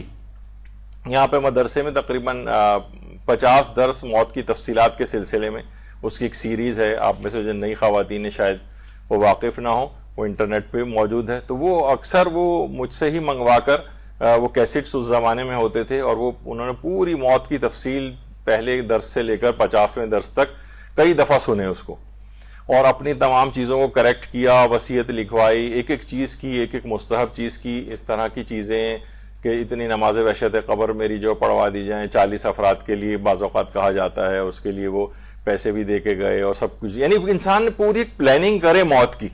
یعنی وہ 50 سال کی لوگ پلاننگ کرتے ہیں, پتہ نہیں کون کون سی انشورنس پالیسیاں لیتے ہیں, لیکن موت کو اس میں شامل نہیں کرتے. بھائی اس کی بھی کوئی پلاننگ کر لو. یہ بہت غافل منصوبہ ساز اس لحاظ سے انسان کو کہا جاتا ہے. اور دیکھا جائے تو فقط کیا ہے, یعنی اس کی پوری زندگی دیکھا جائے تو بس یہ جس قدر جو جانماز کا جو سائز ہوتا ہے, جس پہ اگر آپ انسان کا بھی لیٹ جائے, بس یہی اسی طرح سے یہی سائز تقریباً قبر کا بھی ہے. یعنی انسان فقط زمین سے اپنے قد کی لمبائی چوڑائی کے برابر ہی فائدہ اٹھا سکتا ہے, باقی 10,000 2,000 10,000 گز کے گھر بھی بنا لے. میں یہاں پر ایک ڈیفینس میں ہی ایک بادشاہ کا ایک محل ہے, اور وہ اتنا بڑا محل ہے کہ انسان دیکھ کے اسے حیران و پریشان ہو جائے. لیکن کہا جاتا ہے کہ وہ بادشاہ ایک مرتبہ بھی وہاں پر نہیں آیا کبھی. اور جگہوں پہ اس کے ہوں گے, وہاں جاتا ہوگا, لیکن وہ جب سے بنا ایک دفعہ نہیں, وہاں مختلف آج بھی 20-25 ملازم کم سے کم وہاں پر رہتے ہیں. تو انسان کتنے ممالک کے اندر گھر بنا لے, 10,000 گز کے گھر اس کے پاس ہو جائیں, یہ بس یہ اس کے قد کے برابر جتنی جگہ ہے, بس یہ اس کی, یہ انسان کو ہر وقت دماغ میں اپنے رکھنی چاہیے. تو یہ ہے کہ جوانی کے عالم میں جو علم حاصل کر لیتا ہے وہ بالکل پتھر پر لکیر کی طرح سے ہوتا ہے, کیونکہ جیسے جیسے عمر گزرتی جائے گی نا, اس کے بعد پھر یہ علم, روایت میں ہے نا کہ تحریر ایسا ہی ہے جیسے پانی کے اوپر تحریر, یعنی آپ پانی پہ کچھ لکھنے کی کوشش کریں گے تب بھی وہ ٹھہر نہیں پائے گا, لیکن پتھر پہ لکیر ہے جوانی میں جو شخص علم حاصل کرتا ہے, بچپنے سے جو شخص علم حاصل کرتا ہے. تو یہ سب چیزیں یہ بڑی اہمیت کی حامل ہیں. ماشاءاللہ سے خواتین تو خود ہی سب ساری اپنے آپ کو جوان سمجھتی ہیں, تو ان کا تو مسئلہ ہی کوئی نہیں, ان کو تو بالکل پتھر پہ لکیر کی طرح سے چیز ہے. میں اکثر سنواتا ہوں کہ پاکستان کی کوئی عورت صدر مملکت آج تک کیوں نہیں بن سکی, صرف اس وجہ سے کہ اس میں پہلی شرط ہے کانسٹیٹیوشن میں کہ کم سے کم اس کی عمر 40 سال کی ہونی چاہیے, اور ظاہر ہے اس تک کوئی عمر تک پہنچی نہیں خاتون, آج تک اس سے کوئی صدر مملکت بھی نہیں بن سکی. خیر, تو جو یہ اصل میں مال و دولت جو یہ فرعونوں کی میراث ہے, اور علم کو کہا جاتا ہے کہ انبیاء کی میراث ہے. تو دو عاشقوں کو کہا جاتا ہے کبھی سیر نہیں ہوتے, ایک تو علم کا عاشق اور دوسرے مال کا. یعنی کتنا بھی علم آپ حاصل کرنے جائیں گی, کبھی یہ نہیں ہوگا کہ آپ کہیں بس اب بہت ہو گیا, اب جو ہے بس اب بس کرنا چاہیے. یہ علماء ہر وقت کیوں کتابوں میں نظر آتے ہیں. ایک دفعہ جب علامہ طالب جوہری صاحب قبلہ حیات تھے اور ہمارے سرپرست اعلیٰ مولانا غلام علی وزیری صاحب کے گھر تشریف لائے تھے, تو ایسی عذرائے تفنن ان کی لائبریری میں آ کے کہا تھا, ارے مولانا آپ ابھی تک کتابیں پڑھتے ہیں. تو یہ ایک ایسی مذاق کے طور پہ بات کہی تھی، ورنہ علماء کی تو یہ ساری زندگی ہی اس طرح سے ہی کتابوں کے اندر گزرتی ہے، کیونکہ یہ انبیاء کی میراث کے وارث ہیں. یہ فرعونوں کی میراث ہے پیسے وغیرہ کو جمع کرنا. اچھا دیکھیے، موجودہ زمانے کے اندر علم دین بھی حاصل کرنا ہے، علم دنیا بھی حاصل کرنا ہے، لیکن اگر مقابلہ کیا جائے، سوال پوچھا گیا آیت اللہ ناصر مکارم شیرازی سے کہ مدرسے اور یونیورسٹی میں کس جگہ پر پڑھنا زیادہ واجب ہے؟ کہہ رہے ہیں بہت سے بااستعداد صلاحیت والے جوان ہیں جو دینی تعلیم کی طرف رغبت رکھتے ہیں، مدرسہ اور یونیورسٹی، مدرسے میں جائیں یا یونیورسٹی جائیں، کنفیوز ہو جاتے ہیں، کیا کریں، باصلاحیت ہیں. تو آقا ناصر مکارم شیرازی نے جواب دیا، موجودہ حالات میں دینی علوم کا حاصل کرنا مقدم ہے. البتہ ایک گروہ کا یونیورسٹی میں پڑھنا بھی ضروری ہے تاکہ اسلامی معاشرے کے تمام شعبہ جات اچھی طرح سے چل سکیں. لیکن معاشرے میں ہم دیکھ رہے ہیں کہ دیگر شعبوں میں تو لوگ بہت زیادہ جا رہے ہیں اور اوور سیچوریشن ہو رہی ہے، اور دین کی طرف، دینی علوم کی طرف لوگ نہیں آ پا رہے ہیں.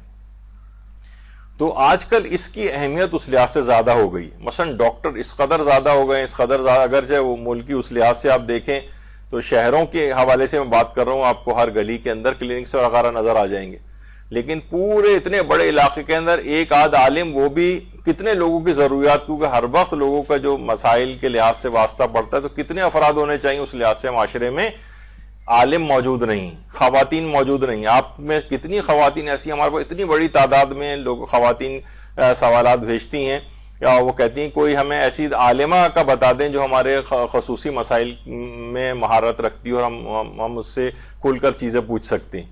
لیکن ہمیں شاذ و نادری کوئی خاتون پورے اتنے بڑے شہر کراچی اور پھر اور شہر جو چھوٹے شہر ہیں ان کے آپ بات سوچیے، اور گاؤں دیہات وغیرہ کی سوچیے، تو کوئی عورت بھی کہیں نظر نہیں آتی. تو زیادہ اہمیت کس بات کی ہوئی؟ اس وقت دینی علوم کی اہمیت اس لحاظ سے زیادہ ہو گئی ہے کہ اور چیزیں تو معاشرے کے اندر جو ہیں وہ کثرت کے ساتھ ہیں، اور یہ جو افراد علم دین والے ہیں یہ معاشرے میں بہت کمتر ہیں، یا یہ کہ اتنی کم تعداد میں ہے کہ لوگوں تک ان کی اس طور پر رسائی نہیں ہے. ورنہ ہر علاقے کے اندر کتنی تعداد میں ہونا چاہیے. اب ایک عالم یا کسی جگہ پہ بھی ہے تو اتنے لوگوں کے سوالوں اور بھی زندگی ہے اس کی، وہ کیسے گزارے گا؟ یہ ہمارے، میں جن کی اکثر مثال دیتا ہوں، مولانا غلام علی وزیری صاحب قبلہ، ایک زمانے میں اس قدر لوگ استخارہ ہی دکھوانے کے لیے ان کے پاس آ رہے ہیں کہ کوئی شخص ہیں وہ جناب رات کے 4 بجے بھی استخارہ کر رہے ہیں کہ میں اس وقت ایئرپورٹ روانگی کے لیے مجھے جانا ہے، تو اب مجھے استخارہ دکھوانا ہے. اور وہ مولانا کو نیند سے جگا کے، یہاں تک کہ جو مولانا کے معالج افراد تھے انہوں نے بورڈ لکھوا کے ان کے گھر کے دروازے پر لگوایا کہ اب ملنے کے ٹائمنگز فقط یہ ہیں اور فون کرنے کے ٹائمنگز فقط یہ ہیں. یہ 24 گھنٹے کا ان کا کام نہیں کہ اس وقت رات کے 4 بجے بھی اٹھ کے وہ آپ کا استخارہ دیکھے گا. تو بہرحال یہ کہ معاشرے میں بہت زیادہ ایسے افراد اور خواتین کی ضرورت ہے. ہاں بہت سارے دیکھیے ایسے ہیں، بہت سے علوم جاننا آپ کے لیے نہ صرف یہ کہ واجب و ضروری نہیں ہے، بلکہ بعض اوقات ہو سکتا ہے کہ ان علوم وہ آپ کے لیے نقصان دہ بھی ہوں. تو ظاہر ایسے علوم جو آپ کے لیے بے فائدہ ہیں. اب میں بہت زیادہ اتنی، ویسے تو مثالیں مثلا کچھ ایسے آرٹ کے شعبے ہیں، اب اس میں کون سا مثلا مجسمہ سازی، اس کے اندر آپ جو ہے نا بیٹھے مجسمے، اس میں حرام بھی کی طرف بھی نقصان بھی ہوگا اس میں کہ جاندار کا مجسمہ بھی بنانا پڑے گا، وہ حرام ہے. یہ اس طرح سے بہت سارے اس طرح کی چیزیں، ایسی لینگویجز لوگ سیکھ رہے ہیں جہاں کبھی زندگی میں اس کا کوئی واسطہ آپ سے نہیں پڑے گا. مثلا کوئی شخص ہے وہ نہ کہیں ملک سے باہر جانا ہے نہ کچھ ہے، وہ فرینچ زبان سیکھے چلے جا رہا ہے مثلا، تو اس کی تو کوئی حد اور انتہا ہی نہیں. یعنی بہت سی چیزیں واقعتاً بے فائدہ علوم ہے اس کے لیے. تو نہ صرف یہ کہ آپ کو ایسے علوم کی طرف نہیں جانا ہے، بلکہ ایسے علوم کی طرف بھی نہیں جانا ہے کہ جو گناہ والے طرف آپ کو لے جائیں، اور ایسے علوم کی طرف بھی نہیں جانا ہے جو بے فائدہ ہوں آپ کے لیے. ہر علم کا ویسے کوئی نہ کوئی فائدہ ہوتا ہے، کوئی خاص مقصد ہو تو ایک الگ چیز ہے، لیکن یہ کہ ویسے ہی بس کچھ نہیں، تو بہت سے لوگ ٹائم پاس کرنے کے لیے اپنے وقت کو اس طرح سے ضائع کرتے ہیں. اور گمراہ کرنے والے علم جو ہیں، جو آخرت کو برباد کرنے والے ہیں، تو وہ تو اس کی طرف تو انسان کو واقعی بالکل نہیں جانا چاہیے. تو بہرحال دیکھیں یہ جو علمی محفلیں ہیں، اس وجہ سے ہی علم دین حاصل کر رہا ہے کہ ایک کلمہ بھی اس میں حکمت کا جو انسان سن لیتا ہے، سیکھ لیتا ہے، وہ 1 سال کی عبادت سے بہتر ہوتا ہے. ایک کلمہ، ایک لائن آپ نے فقط سیکھی ہے اور 1 سال مسلسل کوئی عبادت کرے اس کے برابر. تو اس سے آپ اندازہ لگائیں. اسی طریقے سے جیسے ابھی ہم نے اس سے پہلے ذکر کیا کہ پوچھنا ضروری ہے، ورنہ لا علمی کا کوئی بھی عذر قابل قبول نہیں۔ ایک پچھلے سالوں میں ہماری ایک درسوں کی ایک سیریز چلی تھی، تو اس میں یہی تھا کہ اگر علم حاصل نہیں کریں گے تو کیا کیا نقصانات آپ کو معاشرے کے اندر نظر آئیں گے، تو اس میں ان چیزوں کی طرف کہ آپ کی عبادات کیسے باطل ہوں گی اس کی مثالیں دی گئی تھیں، آپ کا مال کیسے حرام ہو جائے گا اس کی مثالیں آئی تھیں، اور کس طرح سے انسان کی آخرت بھی برباد ہو جائے گی فقط علم نہ حاصل کرنے سے۔ تو ایک مسئلہ کبھی انسان سیکھنے سے رہ جاتا ہے، بعض اوقات حیرانگی بھی ہوتی ہے، اس قسم کے بھی سوالات آتے ہیں۔ مثلا ایک خاتون کا سوال آیا کہ انہوں نے اپنی پوری زندگی میں تشہد میں درود پڑھا ہی نہیں، ان کو پتہ ہی نہیں تھا، بس اشہد ان لا الہ الا اللہ وحدہ لا شریک لہ واشہد ان محمدا عبدہ ورسولہ، بس ختم۔ صلی علی محمد۔ اب اس میں جاہل قاصر و مقصر کی ایک بحث آتی ہے، تو بہرحال کہ ان کو کسی نے غلط ہی سکھایا ہو تو، لیکن بہت مشکل ہے کہ کوئی فقط کوئی سکھا رہا ہو نماز اس میں تشہدی کو غائب کر دے۔ تو اگر ان کی اپنی غلطی سے انہوں نے نہیں سیکھا ہے تو تمام زندگی کی نمازوں کو دوبارہ پڑھنا پڑے گا۔ تو لا علمی کی بہت سے عذر، جیسے میں نے اس سے پہلے کہا، کہ وہ قابل قبول نہیں ہوتے، اور عالم جو ہے قدر، یعنی سب سے زیادہ قدر و قیمت اسی کی ہوتی ہے، اسی کا پلڑا بھاری ہوتا ہے، اور جو ہلکا پلڑا ہوتا ہے وہ اٹھ جاتا ہے۔ یعنی جو چاہے کتنا ہی پیسہ اس کے پاس ہو، مال و دولت اس کے پاس ہو، معاشرے کے اندر جاہ و حشم اس کے پاس ہو، بہرحال وہ ہلکا پلڑا ہے، اور علم ہمیشہ اسی کی اہمیت زیادہ رہتی ہے۔ تو طالب علم جو ہوتا ہے وہ اسی طرح سے اللہ کی مہربانیوں میں ڈھکا ہوا ہوتا ہے، پیغمبر فرماتے ہیں اللہ کی مہربانیوں میں ڈھکا ہوا ہے۔ اور یہ فقط مردوں کے حوالے سے بات نہیں ہے، یہ آپ کہیں کہ بھئی یہ تو صرف مرد ہیں جو کہ باقاعدہ عالموں سے امامہ پہن رہے ہیں تو ان کے لیے، بالکل آپ لوگوں کے لیے بھی اسی طرح سے ہی یہ تمام احادیث اور روایات آپ کے لیے بھی ہیں۔ تو اس کی بڑی اہمیت، آیت اللہ صافی گل پائگانی تو دینی طالب علموں کو کہ باقاعدہ ہاتھوں کو چوما کرتے تھے، ان کے ہاتھوں کے بوسے لیتے تھے، کہ اتنی بڑی کہ 70,000 انبیاء کا احترام کا ثواب لیتے تھے، کہ دینی طالب علم کا احترام بھی کرنا ایسا ہے جیسے 70,000 انبیاء کا احترام کرنا۔ تو معاشرے کے اندر ہم دیکھتے ہیں کہ کتنے بے وقت اور بے قیمت ہوتے جا رہے ہیں۔ اس میں کچھ ظاہر ہے کہ زیادہ تر تو لوگوں کی عقل کے اوپر ماتم کیا جائے، لیکن بہرحال یہ کہ طالب علموں نے بھی اپنے آپ کو اپنی نگاہوں میں حقارت رکھ کے اپنے آپ کو بہت بے قیمت معاشرے کے اندر پیش کیا۔ تو بہرحال انسان کو چاہیے، اب دیکھیں آپ لوگ یہاں پر آ گئی ہیں نا، یعنی یہ سمجھے کہ نیکی کا ایک داعیہ پیدا ہوا۔ روایتوں میں آیا ہے کہ جب نیکی کا خیال دل میں آتا ہے تو گویا فرشتہ دل سے گزر گیا ہے، اور اگر مثلا کوئی گناہ کا خیال آتا ہے تو سمجھ جائے کہ کوئی شیطان کا گزر وہاں سے ہو گیا ہے۔ یعنی جس کے لیے نیکی کا دروازہ کھل جائے اسے چاہیے کہ فوراً اس سے فائدہ اٹھائے، نامعلوم کب یہ دروازہ بند ہو جائے۔ جب ہی کہا جاتا ہے کہ جیسے ہی آپ کے دل و دماغ میں خیال پیدا ہو کہ مجھے صدقہ دینا چاہیے، مثلا کسی بھی نیک کام، تو کر ڈالیے فوراً۔ یہاں آپ نے کہا کہ ابھی میں دیکھوں گی تو پھر اس کے بعد کل دے دوں گی، تو ابھی جیب پرس میں ہاتھ نہیں جا رہا، تو یقین جانیے 70 شیاطین یا 70,000 شیاطین ہاتھوں سے چمٹ جائیں گے اور آپ کو صدقہ نہیں دینے دیں گے۔ تو جیسے خیال آپ کے دماغ میں آیا کہ مجھے علم دین حاصل کرنا ہے، بس فوراً آپ اس کے لیے اقدام کہ نہیں مجھے لازمی علم دین حاصل کرنا چاہیے، اور فوراً آپ نے اقدام کیا، اور ماشاءاللہ آپ لوگ یہاں پر آج آ کر بیٹھ گئے۔ تو یہ کیا ہے کہ نیکی کا دروازہ آپ کے پاس کھولا اور آپ نے فوراً اس کا اقدام کر لیا اور علم دین کی راہ میں آئے۔ تو اللہ کو وہی نیکی سب سے زیادہ پسند آتی ہے، پیغمبر فرماتے ہیں کہ جس نیکی میں جلدی کی جاتی، یہ نہیں کہ ابھی اور کل اور پرسوں اور اس طرح سے کر کے ان چیزوں کو ٹالنا۔ اب دیکھیے جو کتابیں ہیں ان کو کہا جاتا ہے کہ علماء کا باغ ہے۔ اب آپ کا دل اس کے بعد پھر ٹی وی ڈراموں وغیرہ میں نہیں لگے گا، آپ کو کتاب پڑھنے کے اندر ایک لطف آئے گا۔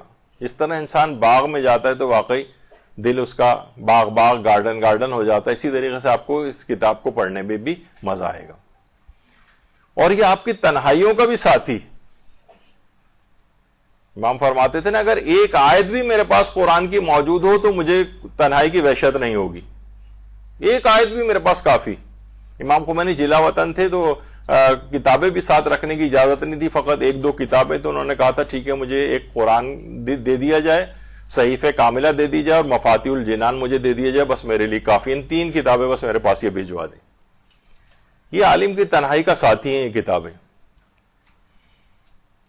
دیکھیے ہر ایک اس لحاظ سے آپ کو ایک ہدایت بھی ہے کہ ہر خاتون کے پاس چاہے بہت ایک یا دو شیلف پر مشتمل ہی کتابوں کی کم سے کم ایک لائبریری ضرور ہونی چاہیے, ایک کلیکشن ہو, ایک کتابوں کی ایک اچھی جگہ ہو, صرف شوکیس میں سجانے کے لیے نہیں, پڑھنے کے لیے.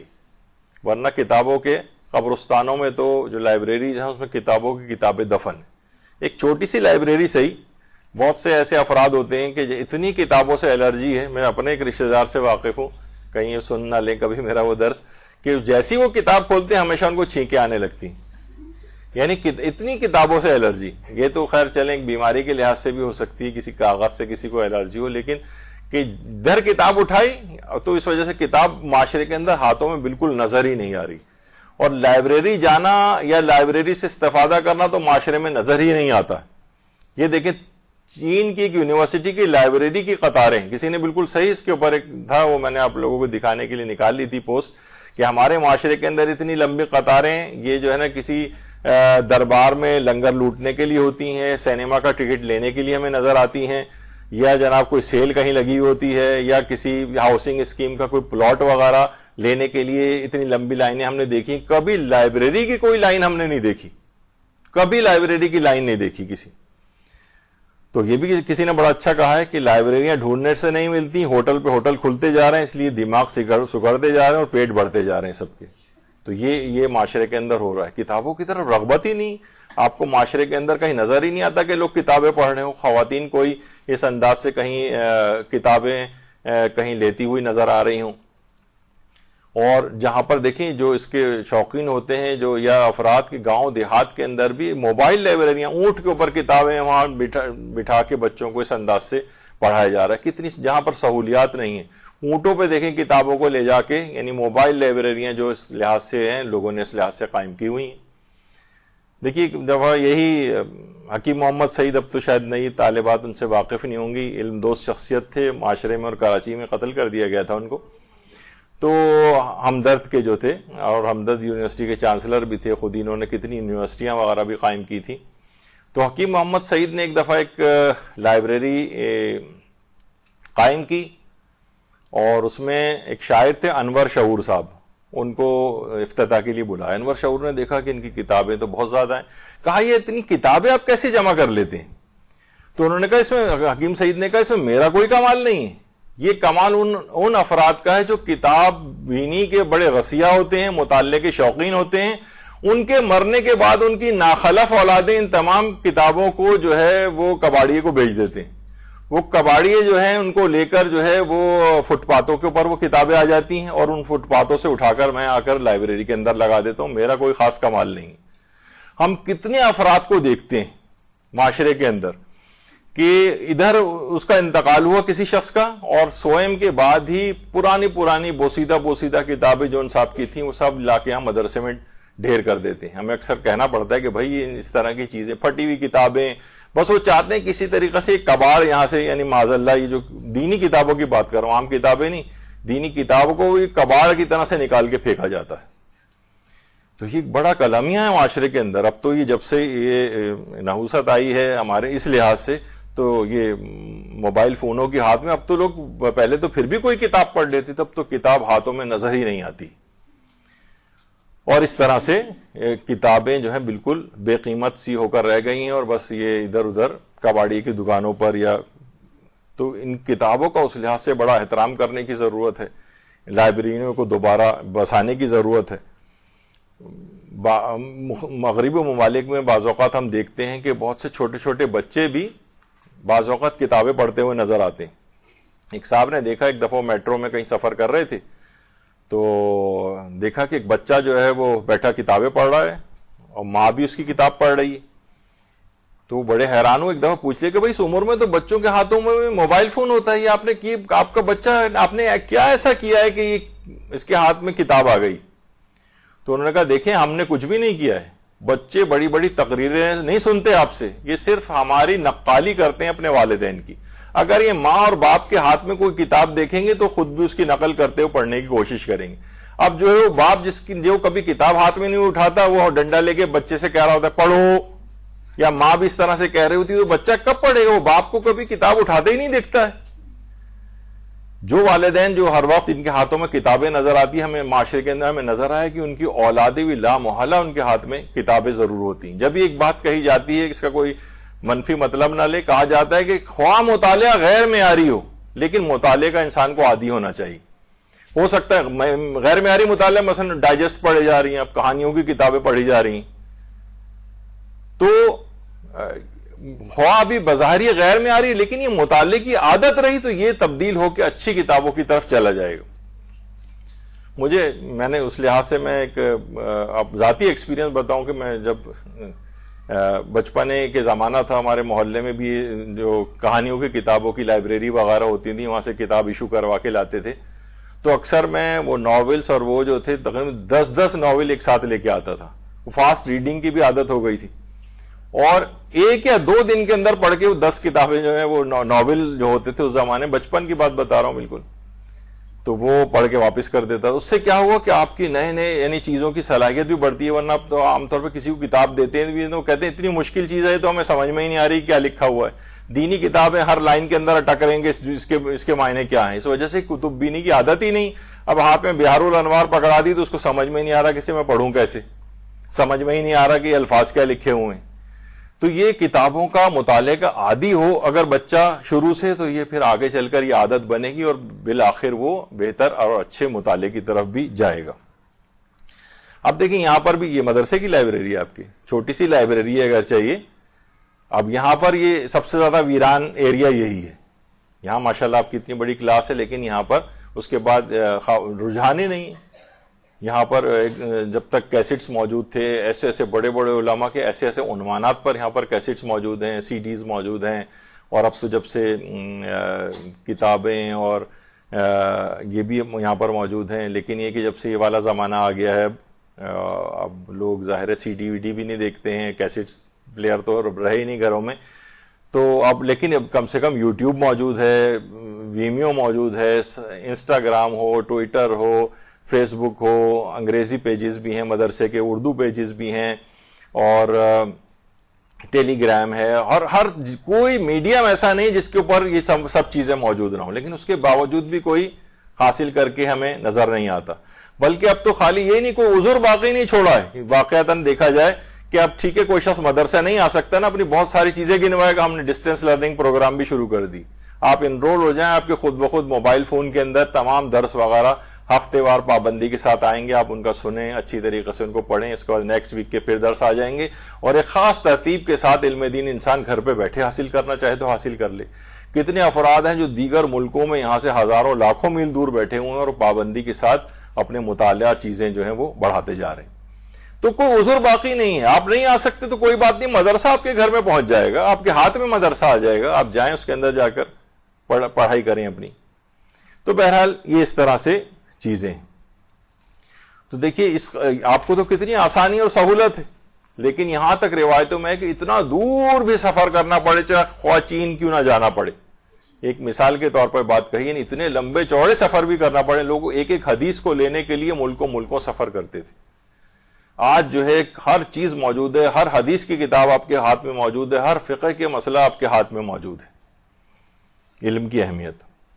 اچھا دیکھیے اب یہ اس میں آپ مت سوچئے کہ جناب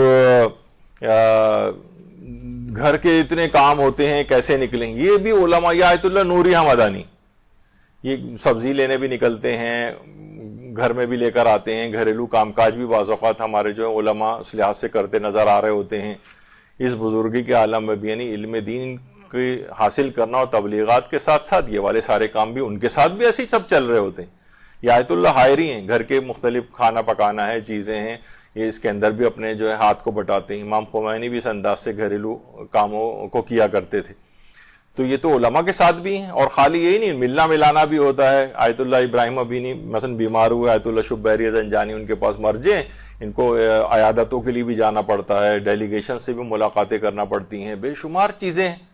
آیت اللہ سیستانی اس گلی میں آیت اللہ سیستانی کا گھر ہے. یہ مثلا ایرانی صدر ملنے کے لیے جا رہے ہیں، کبھی وزراء آ رہے ہیں، کبھی غیر ملکی ڈیلیگیٹس آ رہے ہیں. آیت اللہ سیستانی واقعتاً دیکھا جائے ایک شخص اتنا زیادہ بوڑھا اور فقہی احکام بھی لوگوں کو بتا رہا ہے، اس کے سوال و جواب بھی سارے چل رہے ہیں، اور دین کے تمام شعبوں کے افراد، اور اتنی مصروفیت، یعنی ہم تو اپنے ایک ایک گھر کی مصروفیت کا بہانہ کر رہے ہوتے ہیں کہ بڑی مصروفیت ہے، اس وجہ سے ہم ٹائم نہیں نکال پاتے دین کے لیے. اور بھائی یہ ان کے پاس تو مصروفیت اگر آپ دیکھیں تو حیران و پریشان ہو جائیں. پتہ نہیں کتنے سینکڑوں تو زوباروں سے ملنا پڑتا ہے ان لوگوں کو، اور نہ جانے کتنے امور کے اندر اپنے وقت کو صرف کرنا پڑتا ہے. لیکن علماء جو ہے گھر کے کام کاج بھی کرتے نظر آتے ہیں، اور ان کے ساتھ بھی یہ ساری مصروفیات ہوتی ہیں. ایران کی جو مجتہدہ بانو نصرت امین اصفہانی، یعنی ایران خواتین کے حوالے سے مثال کے طور پر بعض اوقات ان کا درسوں کے اندر تذکرہ آتا ہے، اور اتنی قابل خاتون تھیں، مجتہدہ تھیں کہ اتنے سارے علماء نے ان کو اجازہ اجتہاد دیا تھا، اجازہ روایت جسے کہا جاتا ہے. مثلا آیت اللہ عبدالحسین امینی جو رائٹ سے ہیں بالکل، اس کے بعد آیت اللہ سید محمد علی قاضی طباطبائی، اس کے بعد آیت اللہ عباس کاشانی، آیت اللہ مرشی نجفی، آیت اللہ عبد الکریم حائری، آیت اللہ محمد کاظم شیرازی، یہ سب بڑے بڑے مجتہدین نے انہیں اجازہ اجتہاد دیا تھا. ان خاتون کو سیدہ نصرت بیگم امین اصفہانی اصفہان کی رہنے والی تھیں. یہ ان کے والد تھے ملک التجار امین جنہیں کہا جاتا ہے، ان کے والد تھے. اور یہ خاتون اس قدر صلاحیت حاصل، پہلے تو میں ایک بات اور بتا دوں ان کے متعلق، سوچ رہی ہوں گی آپ، میں نے اس سے پہلے بھی ایک دفعہ تذکرہ کیا تھا کہ یہ ان کے پاس اور کوئی کام نہیں ہوگا، ظاہر ہے دن و رات پڑھائی میں مصروف رہتی ہوں گی. 8 بچے تھے ان کے، 8، اور 8 میں سے 7 مختلف بیماریوں میں انتقال کر گئے تھے، اور صرف ایک بس بچہ ان کا باقی رہا. یعنی 7 اتنے پے در پے بچے پیدا ہوئے اور انتقال کر گئے، پیدا ہوئے اور انتقال کر گئے، لیکن اس کے باوجود علم دین کو انہوں نے نہیں چھوڑا، یہاں تک کہ اجتہاد کا درجہ حاصل کیا. تفسیر قرآن لکھی 15 والیوم میں، مخزن العرفان، بہترین ان کی تفسیر ہے. اسی طریقے سے ان کی اربعین الہاشمیہ کے نام سے ایک کتاب ہے جو سیر و سلوک وغیرہ کے عرفانیات کے موضوع کے اوپر ہے، اور اسی طریقے سے ان کے بہت سارے اخلاقی جو ہے وہ کلمات ہیں. اور اصفہان میں بیگم نصرت امین اصفہانی کی یہ اس طرح سے قبر ہے. باقاعدہ ان کے اوپر کتابیں بھی لکھی گئی ہیں علماء نے ان کے حالات پر، اور یہ ان کا مقبرہ ہے اصفہان کے اندر.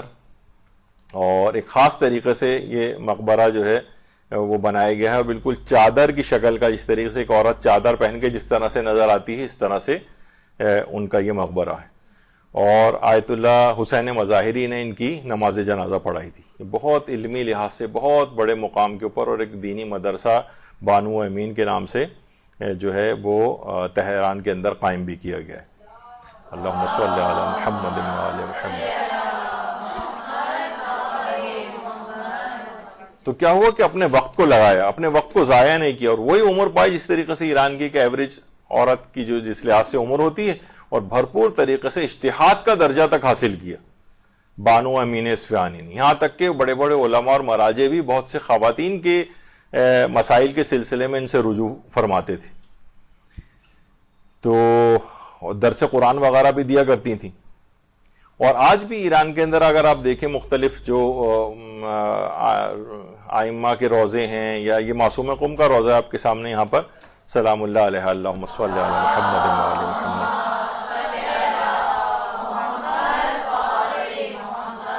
باقاعدہ وہاں ایک ڈیسک قائم کی جاتی ہے کہ خواتین کے جو اعتقادی مسائل ہیں وہ یہاں پر آ کر پوچھیں. فقہی مسائل کی ڈیسک الگ ہوتی ہے، وہاں فقہی احکام پوچھے جاتے ہیں. مردوں کے سیکشن ہیں، وہاں پر ان کی ڈیسکس لگی ہوئی ہیں، میزیں، وہاں عالم بیٹھے ہوتے ہیں مختلف اوقات میں، وہاں پہ آ کے پوچھیں. اسی طرح سے مشہد میں امام رضا علیہ السلام کے روضے کے اوپر بھی اسی طرح سے نظر آتا ہے. اللہم صلی علی محمد و آل محمد. اور اس قدر اہمیت ہے ان احکام کو اس لحاظ سے حاصل کرنے کی کہ جب داعش کے ساتھ جنگ ہو رہی تھی عراق کے اندر، تو محاذ جنگ پر علماء کی اسی طرح سے ڈیسک لگا کرتی تھی کہ مجاہدین کو بھی تو نماز وہاں پر میدان جنگ میں مختلف شرعی احکام سے واقفیت یعنی مسئلہ پیش آ سکتا ہے، تو وہاں وہ کس سے پوچھیں گے جا کے؟ تو وہاں پر بھی علماء اپنی ڈیسک لگاتے تھے محاذ جنگ پہ بھی کہ کسی مجاہد کو کبھی کوئی فقہی حکم پوچھنا ہو تو اس وقت جا کر ان سے پوچھے. اتنی اہمیت ہے ان چیزوں کی. لیکن ہمارے ہاں عام طور پر نہیں دیکھا جاتا، بلکہ ہمارے امام موسیٰ کاظم کی والدہ اور امام اللہم صلی علی محمد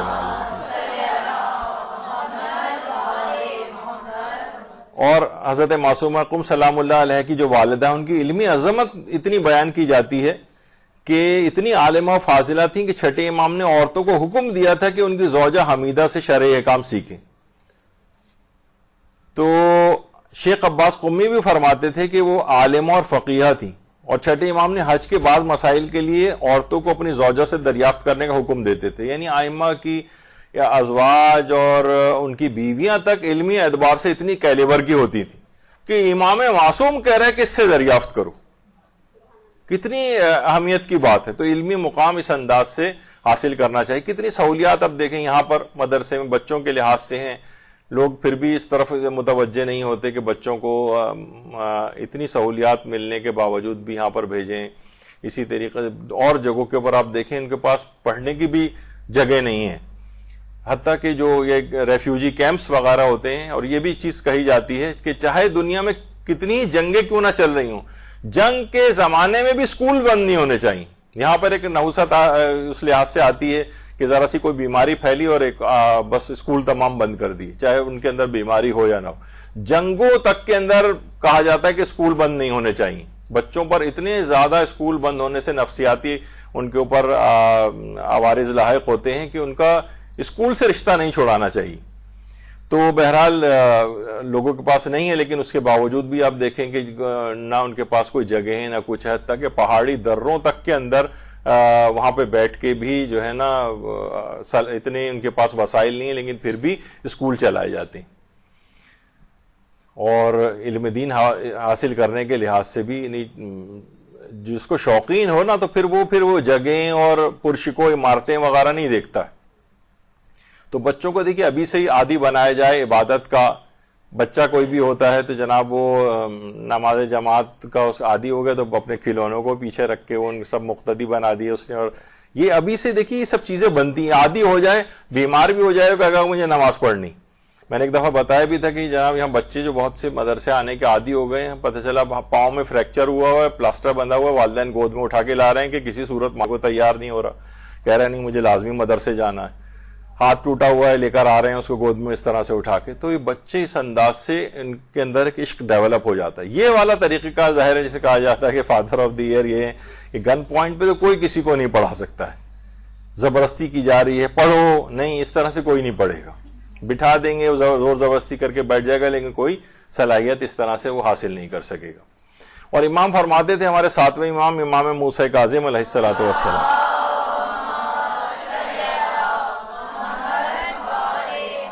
فرماتے ہیں اگر میں شیعہ جوانوں میں سے کسی جوان کو دیکھوں کہ علم فقہ حاصل نہیں کر رہا ہے تو میں اسے تلوار سے ماروں، تلوار سے ضرب لگاؤں۔ بہت سے لوگ ہم نے کبھی اس کی پوسٹ لگائی ایک دفعہ، تو لوگوں نے بہت اعتراض کیا کہ نہیں یہ کہاں سے آپ لے کر آئے ہیں اور کون سی حدیث ہے۔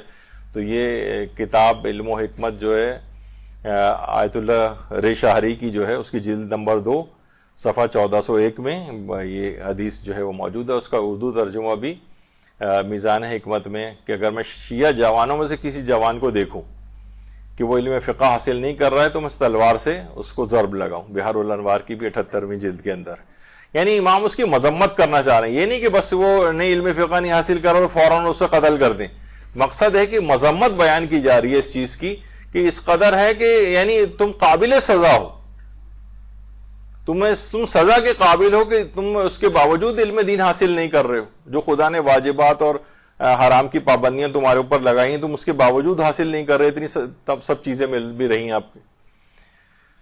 تو بہرحال علم کے ساتھ ساتھ آپ کو اس لحاظ سے عمل کرنے کی بھی ضرورت ہے۔ کہا جاتا ہے نا کہ بہترین انسان عمل سے پہچانا جاتا ہے، ورنہ اچھی باتیں تو دیواروں پہ بھی لکھی ہوئی مل جاتی ہیں آپ کو۔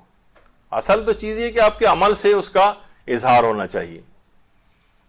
تو بہرحال عالم کے لیے کہا جاتا ہے عمل بہتر ہے، جاہل کے لیے علم بہتر ہے۔ جاہل دیکھیے بغیر علم حاصل کر کے عمل کرے گا تو وہی ابھی میں نے کہا کہ وہ بیچارہ اپنی ساری نمازیں دوبارہ پڑھے گا، کیونکہ باطل نمازیں پڑھے گا، وہ اس کو پتہ ہی نہیں کہ وضو کیسے کرنا ہے تو نماز کیسے پڑھنی ہے وغیرہ۔ لیکن علم حاصل ہو جائے، اب یہ کہ علم حاصل ہونے کے باوجود بس صرف علم حاصل کر رہے ہیں اور عمل نہیں کر رہے، نہیں، عالم کے لیے عمل بہتر ہے اور جاہل کے لیے علم بہتر ہے۔ اور کہا جاتا ہے کہ حضرت عیسیٰ نبی خدا فرماتے تھے کہ جس چیز کو تم جانتے ہو جب تک تم اس پر عمل نہیں کرو گے تمہارے لیے مفید نہیں ہوگا. یعنی جو بھی یہاں پر آپ مدرسے آئیں اور جو بھی اپنے پوائنٹس نوٹ کر کے لے جائیں, گھر پہ جا کر دیکھیں اس میں کون سی باتیں یہ عمل کرنے کے لحاظ سے ہیں, مجھے اس پہ فوراً عمل شروع کر دیں. جب تک عمل نہیں کریں گی مفید ثابت نہیں ہوگا. کاپیوں میں لکھا رہ جائے گا, کتابیں پہلے سے بھری پڑی ہیں اس قسم کی باتوں سے, لیکن ان کا کوئی نتیجہ برآمد نہیں ہوگا جب تک کہ ان چیزوں پر عمل نہ ہو جائے. تو نفع بخش علم, جب بھی روایات میں یہ بات آئی ہے, اللہ سے ایسا علم مانگو جو تمہیں نفع دے, ایسے علم سے خدا کی پناہ مانگو جو فائدہ مند نہ ہو.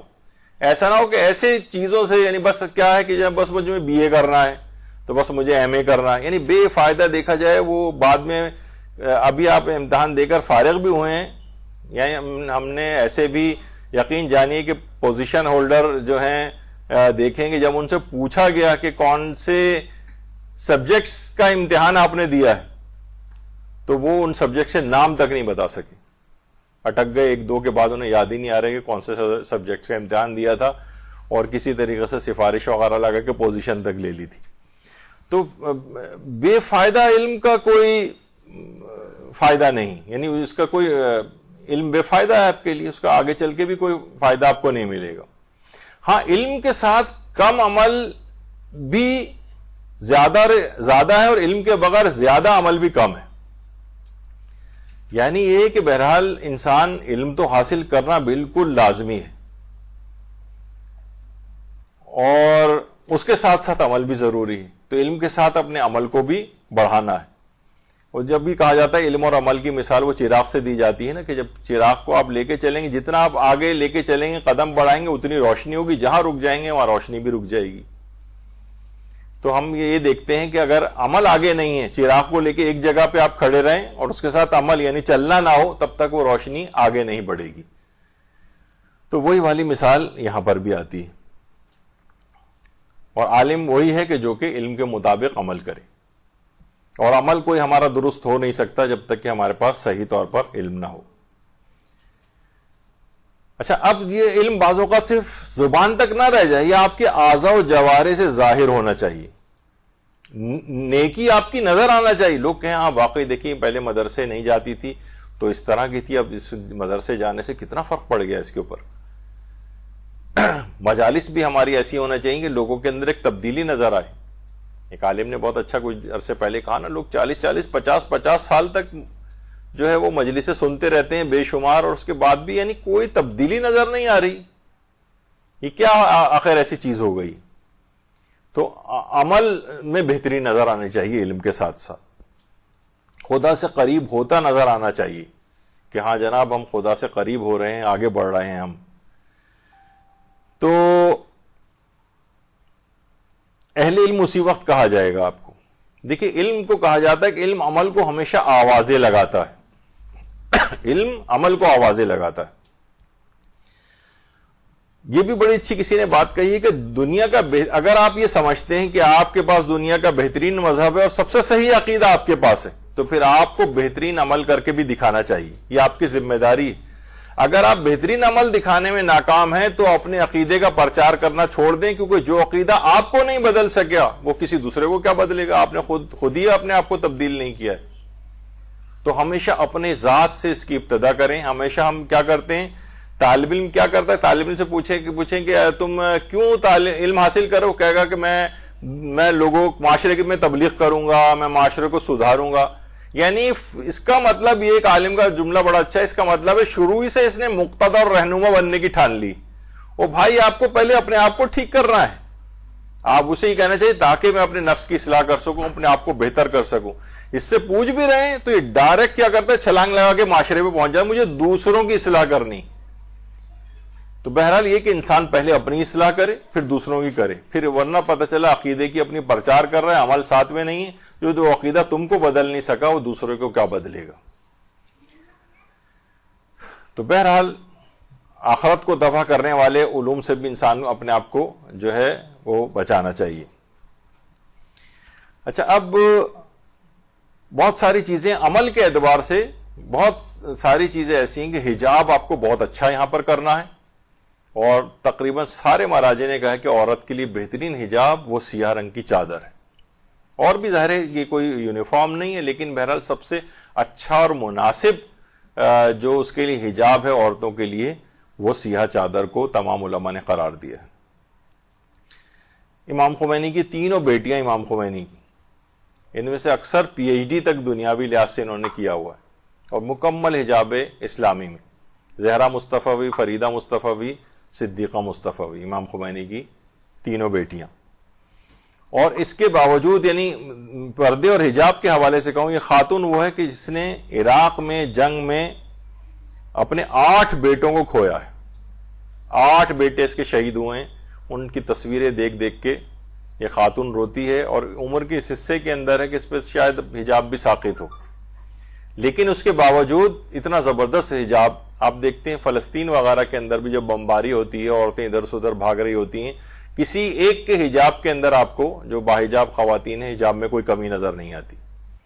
تو حجاب آپ کو اپنا بہترین کرنا ہے. اور اس لحاظ سے بھی گھروں میں دیکھیے وہ چیز ہے نا کہ گھر والوں کو بھی ساتھ ساتھ تبدیل کرنا ہے. آپ ایک دفعہ معاشرے کے اندر تبدیل ہو گئے، اب گھر میں آہستہ آہستہ اس کی بنیاد رکھی جائے گی. جلد بازی نہ کریں، لیکن گھر والوں کو بھی اپنے ساتھ. آیت اللہ جواد خامنئی جو آیت اللہ خامنئی کے والد گرامی ہیں، ان کے ساتھ ان کی تصویر، یعنی باپ بھی مجتہد، بیٹا بھی مجتہد، ماں ان کی والدہ گرامی جو تھیں رہبر معظم کی، یعنی ابتدائی جو کتابیں تھیں خود فرماتے ہیں کہ یہ جو عربی گرامر وغیرہ کی ہیں ہدایہ اور سمدیہ وغیرہ، یہ ان کی والدہ نے ان کو گھر میں پڑھائی تھی. یعنی علوم میں گھر سے ہی ماں بھی اس طرح کی. پھر ان کے 4 بیٹے 4 عالم دین، رہبر معظم کے 4 بیٹے. آیت اللہ سیستانی کے دادا، یعنی وہاں سے اگر آپ لیں ان کے دادا سے، یہ خود قاضی القضات تھے، یہ آیت اللہ سیستانی کے دادا ہیں. اس کے بعد آیت اللہ سیستانی کے والد باقر سیستانی، یہ خود مجتہد.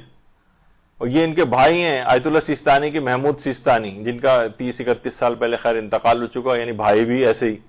اس کے بعد یہ آیت اللہ سیستانی کے بیٹے خود دونوں مجتہد ہیں، اور آگے چل کر امکانات بھی ہیں رضا سیستانی کے، خاص طور پر جو سیدھے ہاتھ پر ہیں، کہ یہ تقلید وغیرہ بھی امکانات ہیں. لوگ ابھی سے بھانپنا شروع ہو گئے کہ یہ بھی آگے چل کر اسی طرح سے اجتہاد اور شاید عالمیت کی لائن میں جائیں، امکانات ہیں.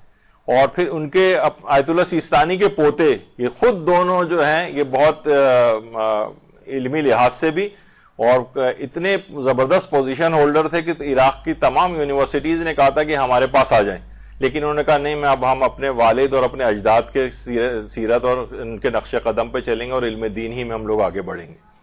تو آپ نے دیکھا میں نے دادا سے چلایا سلسلہ، اور اس کے بعد ہوتے ہوتے بیٹوں اور پوتوں تک یہ سلسلہ، اور آثار ان کے چہروں پر اس طرح سے نمودار جو ہے وہ ہو رہے ہیں. ہم صلی اللہ علیہ وسلم.